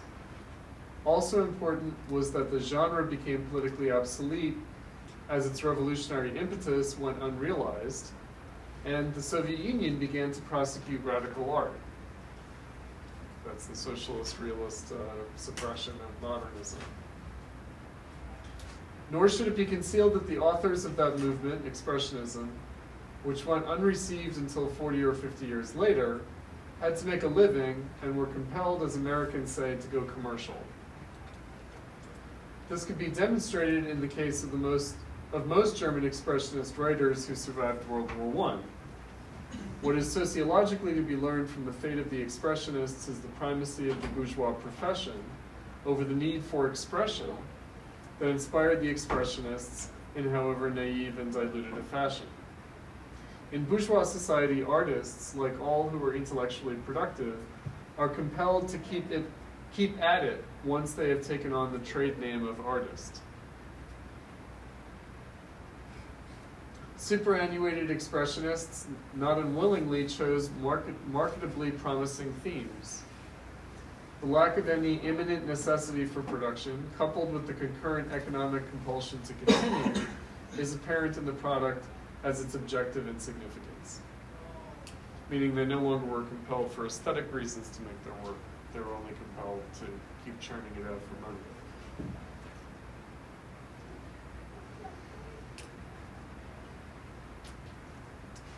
Let me jump ahead here.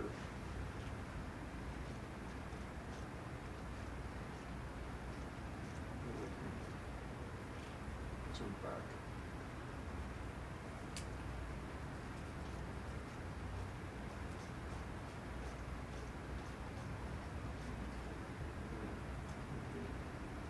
This section.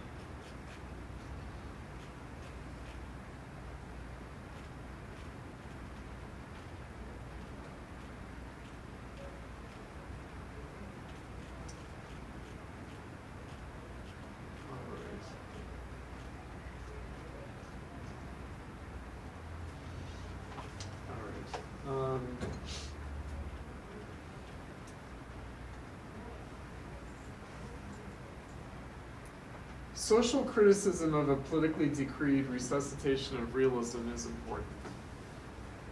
Right, so again, this is the socialist realism debate.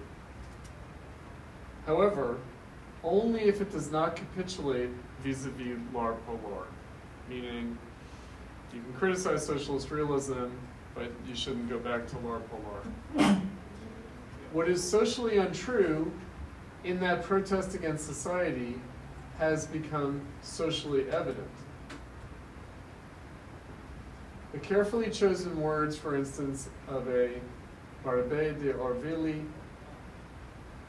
has since dulled to an old-fashioned naivete hardly befitting any artificial paradise. Aldous Huxley was already struck by the emerging comicalness of Satanism. The evil that both Baudelaire and Nietzsche found to be lacking in the liberalistic 19th century was for them nothing more than the mask of drives no longer subject to Victorian repression.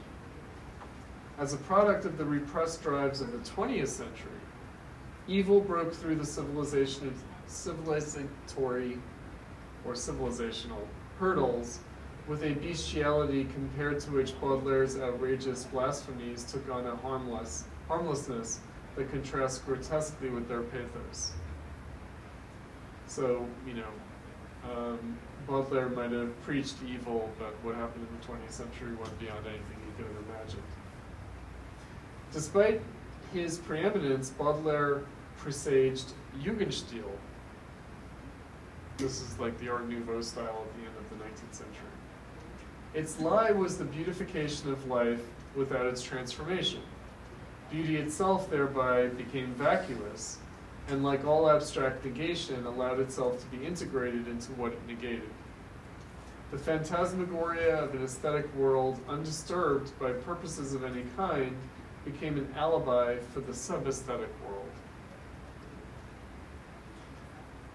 So the fact that Jugendstil, Art Nouveau, was the art of the era of extremely rapacious, hyper-exploitative, and socially destructive, and as well as environmentally destructive, Gilded Age capitalism, Second Industrial Revolution capitalism. That stark contrast is sort of evident in the style itself. It can be said that philosophy, and theoretical thought as a whole, suffers from an idealist prejudice insofar as it disposes solely over concepts. Only through them does it treat what they are concerned with, which it itself never has. Its labor of Sisyphus is that it must reflect the untruth and guilt that it takes on itself, thereby correcting it when possible. It cannot paste its ontic substratum into the text. By speaking of it, philosophy already makes it into what it wants to free itself from. All right, so in trying to conceptualize something, you're actually trying to preserve what can't be conceptualized, but then conceptualizing it, you betray it. Modern art has registered dissatisfaction with this ever since Picasso disrupted his pictures with scraps of newspaper, an act from which all Montage derives. The social element is aesthetically done justice in that it is not imitated, which would effectively make it fit for art, but is rather injected into art by an act of sabotage. Art itself explodes the deception of its pure immanence, just as the empirical ruins, divested of all their own context, accommodate themselves to the immanent principles of construction. By conspicuously and willfully ceding to crude material, art wants to undo the damage that spirit, Geist, thought as well as art, has done to its other, to which it refers and which it wants to make eloquent. This is the determinable meaning of the meaningless, intention-alien element of modern art. So, or intention-estranged modern art, element of modern art, which extends from the hybridization of the arts to the happenings. So the happenings, that's what's going on in the 60s. Those are the sort of avant-garde performances that aren't even really performances. You guys know what happenings are, right? Yeah. I guess we went through a phase before COVID of the flash mobs. Right, that was like our version of the happenings.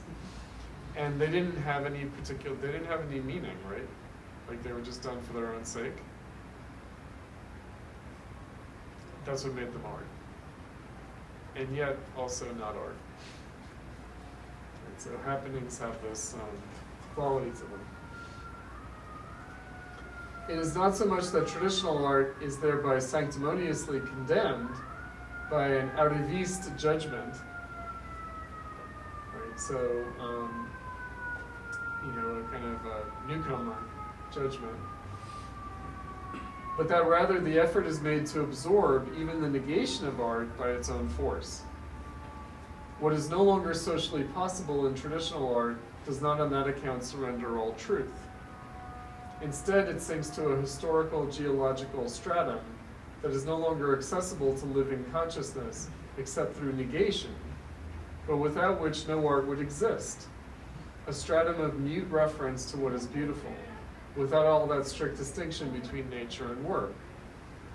This element is contrary to the disintegrative element into which the truth of art is changed. Yet it survives because as the forming force, it recognizes the violence of that by which it measures itself. It is through this idea that art is related to peace. Without perspective on peace, art would be as untrue as when it anticipates reconciliation. Beauty in art is the semblance of the truly peaceful. It is this towards which even the repressive violence of form tends in its unification of hostile and divergent elements. So I mentioned the flash mobs and the happenings because were they a protest or were they? They kind of had that quality of being a protest against everyday life. They had that kind of surrealist character or that Dadaistic character. And yet they also were art insofar as people were doing it just for the sake of doing it. And in doing it for the sake of doing it, they seem to protest more intentional activity, like the more intentional everyday activity around them. Were they anti-aesthetic gestures? Not really. Sometimes they had a kind of an aesthetic quality to them.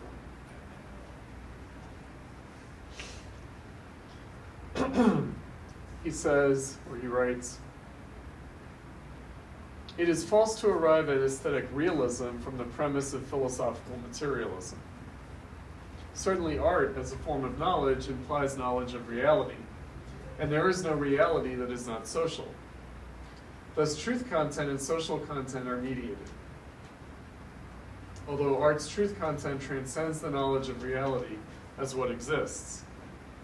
Art becomes social knowledge by grasping the essence, not by endlessly talking about it, illustrating it, or somehow imitating it.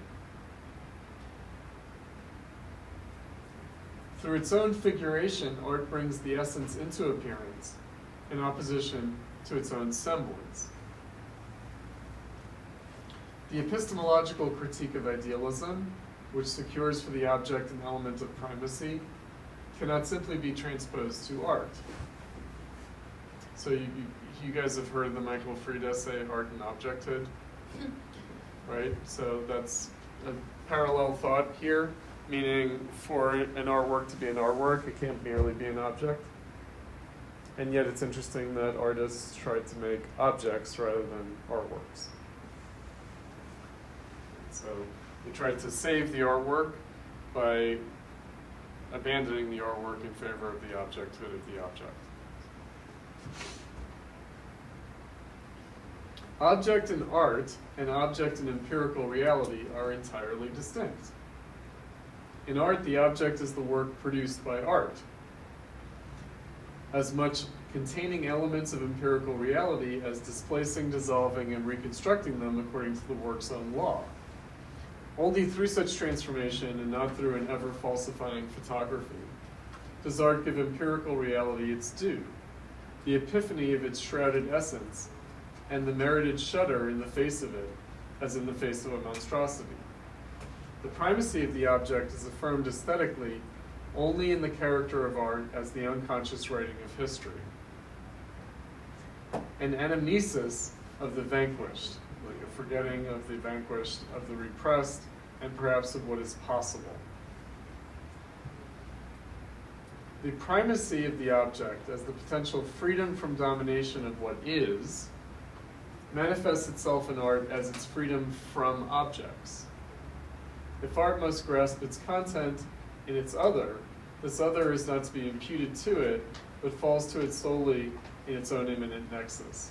Art negates the negativity in the primacy of the object, negates what is heteronymous and unreconciled in it, which art allows to emerge even through the semblance of the reconciliation of its works.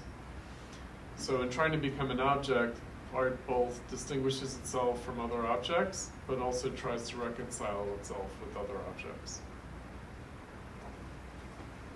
So you know it's the Donald Judd specific objects idea, right? At first glance, one argument of dialectical materialism bears persuasive force. The standpoint of radical modernism, it is claimed, is that of solipsism, that of a monad that obstinately barricades itself against intersubjectivity. The reified division of labor has run amok. All right, so the monad, I don't know if we've addressed the monad before in class ever. The monad. So it's a Leibniz idea. It's a pre-Kant philosophical idea. It's from roughly contemporary, the era contemporary with Spinoza. And so we've already talked about nominalism.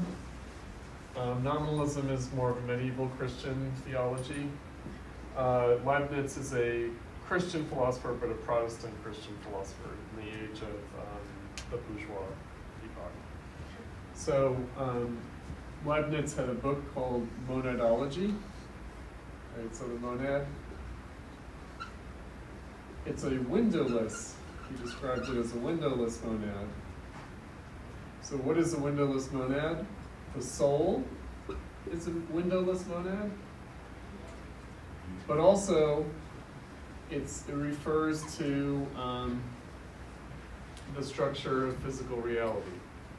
So the idea is that God's creation is in the form of monads. So the soul is a monad, and physical reality is composed of an atomic structure of monads.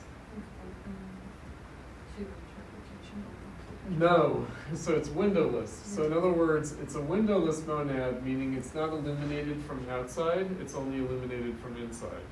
So basically, our relation to God is precisely through our isolation, meaning we don't relate to God through like a transparent relation with his creation, but only through a direct relation to God, that each item of God's creation has that direct relationship to God. So we only relate to each other insofar as we directly relate to God. So that's related to nominalism, because in nominalism, the idea is that humans can conceive of universals and categories of things, but actually only God knows the relation of things to each other. Right, and God's relation, the way God relates things to each other are only through relation to him. Right, so the relation between the creator and the created. So how do we know that we're creatures of God? Only from within ourselves. We don't know it through anything outside of ourselves, but only from within ourselves. So it's a very Protestant Christian. It's only through our direct relation to God in isolation with ourselves that we know that we're creations of God. That if we try to relate to God through other creations of God, we get lost. Right? We can only have that direct relation to God. So that's why it's a windowless monad. So basically, we relate to God through the particular qualities that God created in us, and that's true of all things in the universe. So things relate to each other not through through extrinsic relations with other things, but they only relate to each other through their inner relationship to God. Right, so like I said, it was a physics. It was a whole way of thinking about atoms and molecules and physical nature. Right? This is part of the scientific revolution. Right? So pre-bourgeois, pre-scientific revolution thinking about things was very inferential. It was sort of associational. We would now call it superstitious. Right, so when we talk about scientific evidence now, we say correlation is not the same thing as causality. Like just because things happen at the same time doesn't mean that one thing is causing another thing. It could just be a coincidence. So one of the ways that one of these bourgeois thinkers tried to address this is to say, yeah, we're going to find like superficial association of things, but that doesn't mean that that's actually God's intended relation of things. Right? So like I said, it even extended into the way people thought about physical matter. Right? That the medieval ways of thinking about physical matter seem to not correspond to empirical observation, and so Leibniz had a solution. So he's like, we can know the condition of atoms by thinking about the condition of our own soul. Right. So artworks are this, right? So artworks for Adorno show their true relationship to other things through their internal, closed-off, isolated character. That's what he's bringing in the monad for. That's the point.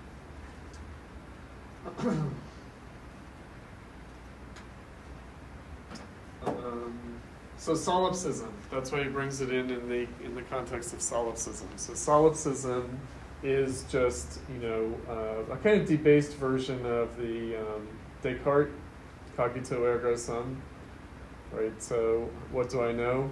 I know that I'm asking the question of what I know. I think, therefore I am. So that's usually misinterpreted in a solipsistic way, which is the only thing I can be sure of is my own thoughts, and so I might be living in a simulation. Right, that really isn't the point. No. Because of course we are living in a simulation. Each of us is living in our own simulation, meaning our own self-generated simulation. So when we wonder whether we're living in a simulation, we're wondering whether someone else created the simulation. No, we're creating the simulation, each of us. It's called our subjectivity. It's called our imagination. It's called our cognitive faculties. Right,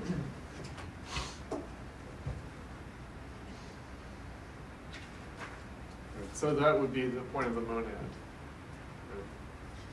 Right.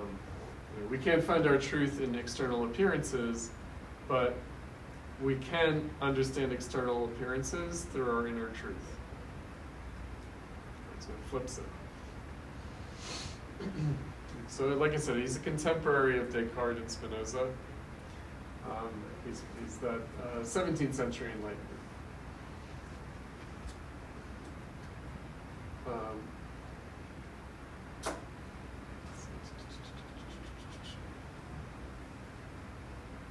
This derides the humanity that awaits realization. So it kind of mocks the humanity that awaits realization. So what does that mean? Well, the humanity that awaits realization is everything that we want out of bourgeois society, namely self-actualization of the individual. Right, so it holds out that, but seems to mock it at the same time. However, the solipsism, the argument continues, is illusory, as materialistic criticism, and long before that, great philosophy have demonstrated. It is the delusion of the immediacy of the for itself that ideologically refuses to admit its own mediations. Meaning, but wait, as an individual, we're products of society.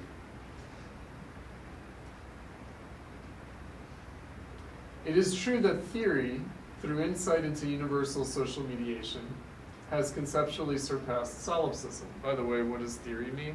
Marxism. But art, mimesis driven to the point of self-consciousness, is nevertheless bound up with feeling, with the immediacy of experience. Otherwise, it would be indistinguishable from science.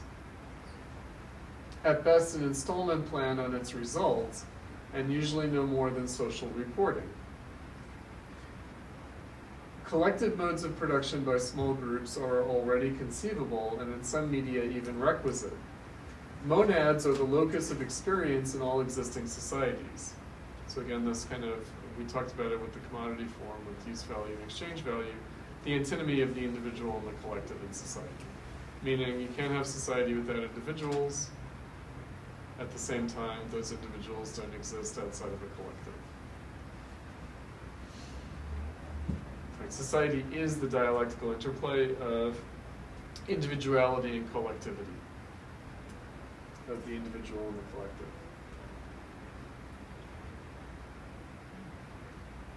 Because individuation, along with the suffering that it involves, is a social law, it's not the failure of society, it is the law of society that we are individuated. Society can only be experienced individually. The substruction of an immediately collective subject, I'm not sure what substruction is supposed to mean. This is one of these made-up words by the translator. That's not a word. No, that's not a word. Sorry, children.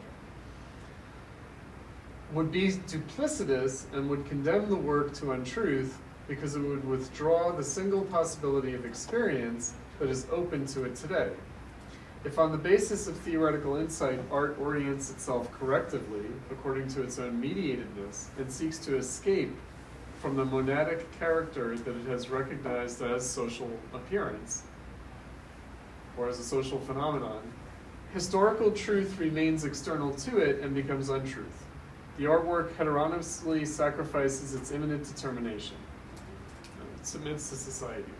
According to critical theory, mere consciousness of society does not in any real sense lead beyond the socially imposed objective structure, any more than the artwork does, which in terms of its own determinations is itself a part of social reality.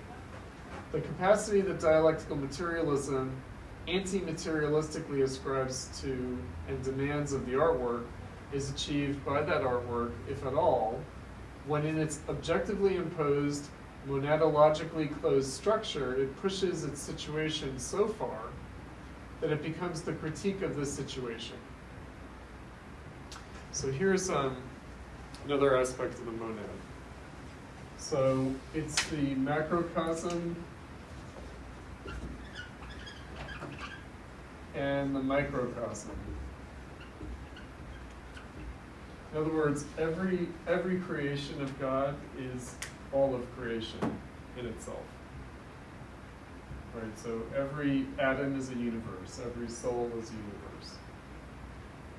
Right, so the macrocosm is reproduced in the microcosm, and the macrocosm is composed of all these different microcosms. Right, so all of creation is present in each creation. That's the relation between each creation, the particular in the universe. But like I said, each particular creation is all of creation in itself. Right, that sounds like solipsism. You know who Ayn Rand is? Have you heard of Ayn Rand? So she's the crazy libertarian thinker.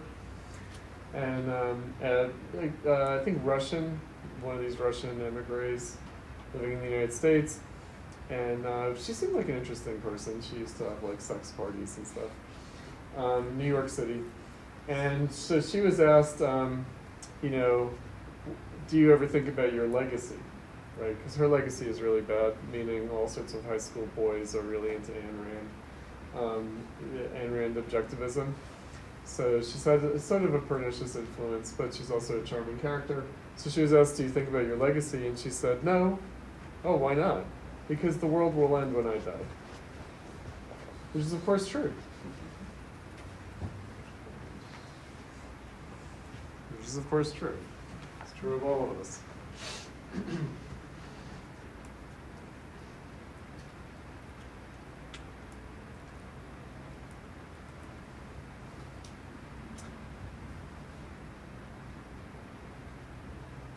So dialectical materialism is, of course, the official term for Marxism. So it's the sort of official institutionalization of Marxism, and therefore not really Marxism.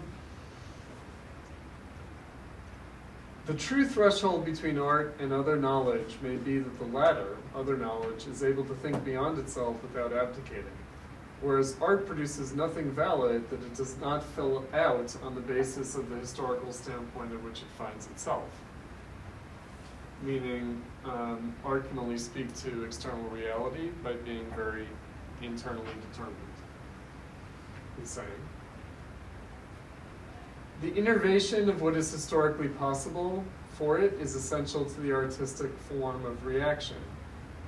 In art, substantiality means just this. If for the sake of a higher social truth, art wants more than the experience that is accessible to it, and that it can form, that experience becomes less, and the objective truth that it posits as its measure collapses as a fiction that patches over the fissure between subject and object.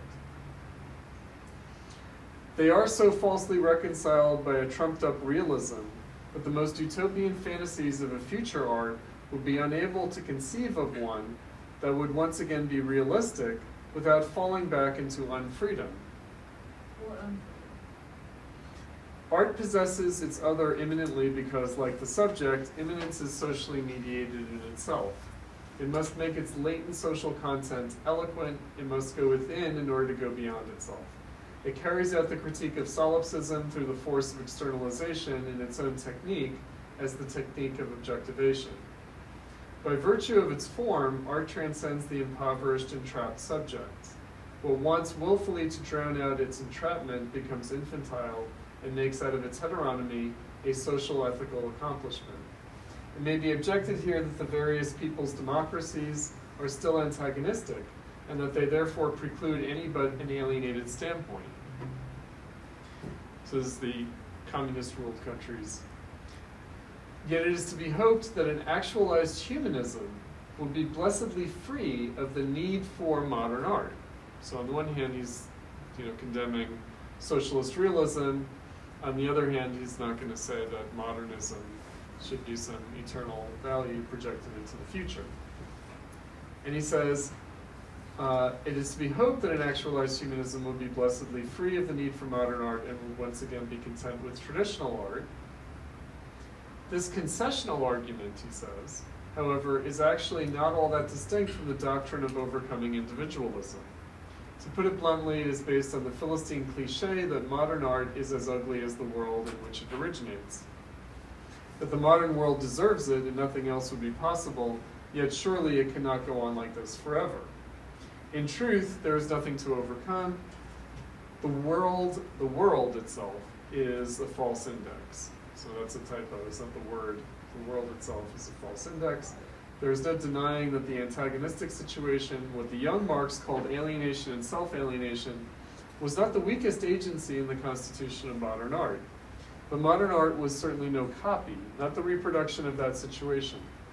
In denouncing it, transposing it into the image, the situation became its other, and as free as the situation denies the living to be. If today art has become the ideological complement of a world not at peace, it is possible that the art of the past will someday devolve upon society at peace. It would, however, amount to the sacrifice of its freedom were new art to return to peace and order, to affirmative replication and harmony. Nor is it possible to sketch the form of art in a changed society. In comparison with past art and the art of the present, it will probably again be something else. But it would be preferable that some fine day art vanish altogether, than that it forget the suffering that is its expression and in which form has its substance. So again, that protest against reality. So how are we suffering? We're not just suffering from animal suffering, inevitable harm, mortality, sickness, and death. No, suffering from unrealized possibility and potential. Suffering from unfreedom, which is different.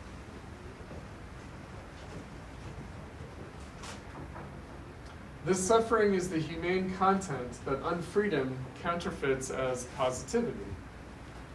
If in fulfillment of the wish, a future art were once again to become positive, then the suspicion that negativity were in actuality persisting would become acute. The suspicion is ever present, regression threatens unremittingly, and freedom, surely freedom from the principle of possession, cannot be possessed. But then what would art be as the writing of history if it shook off the memory of accumulated suffering. So we talked about that, redemption, when we were talking about the Wagner, Parsifal, and Bizet Carmen, when we looked at the Adorno and Nietzsche in the last week of Nietzsche.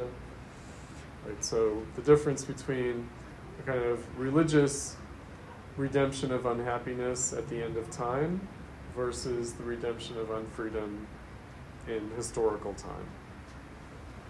Right, so secular redemption as opposed to celestial redemption. And history as a political and social phenomenon rather than as a religious function of the beginning and the end of time, paradise and the kingdom of God. So that means that art as a secular reality, as a historical phenomenon, something with a prehistory, a present, and a post-history or an after-history, an afterlife, must necessarily be an expression of suffering, but suffering in what sense? Suffering from historical potential that goes unrealized. Now, why is that? Well, Adorno as a Marxist thought that the extreme character of modernist art, including the 60s art that he comments on, he mentions here, he also talks about it in other parts of the book, happenings, it does seem like we're coming to some kind of ultimate end point, right? So we're in extremis, all the way out on the edge here, and that suggests a fundamental transformation. Right? And that's why he raises the question at the end that he started with in the beginning, art's right to exist. Right? Art's right to exist. Why does art continue to exist? And maybe because of the way art exists now in capitalism, we might imagine that beyond capitalism, art would no longer exist. Or maybe it would be something else. It would be the art of the past. Which past? Would it be the bourgeois past? Would it be a humanistic past? Would it be more of a deep cultural past, like the anthropological principle of art, the cave paintings? Not religious art, which already suggests caste society and oppression, but maybe the art of the hunter-gatherers. Right? Or maybe it would be something entirely different from all of that. Or maybe it wouldn't exist at all. Those are the things that are raised by modern art. Why does it exist? And it points to a historical situation. It does point to an anthropological situation, but only as heightened by our extreme historical circumstance.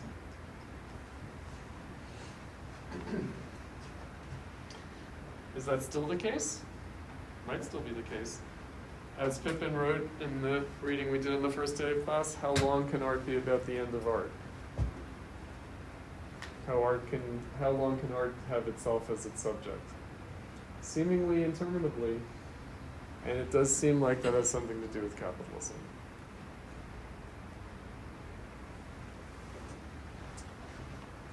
All right. Thanks, guys. Thank you.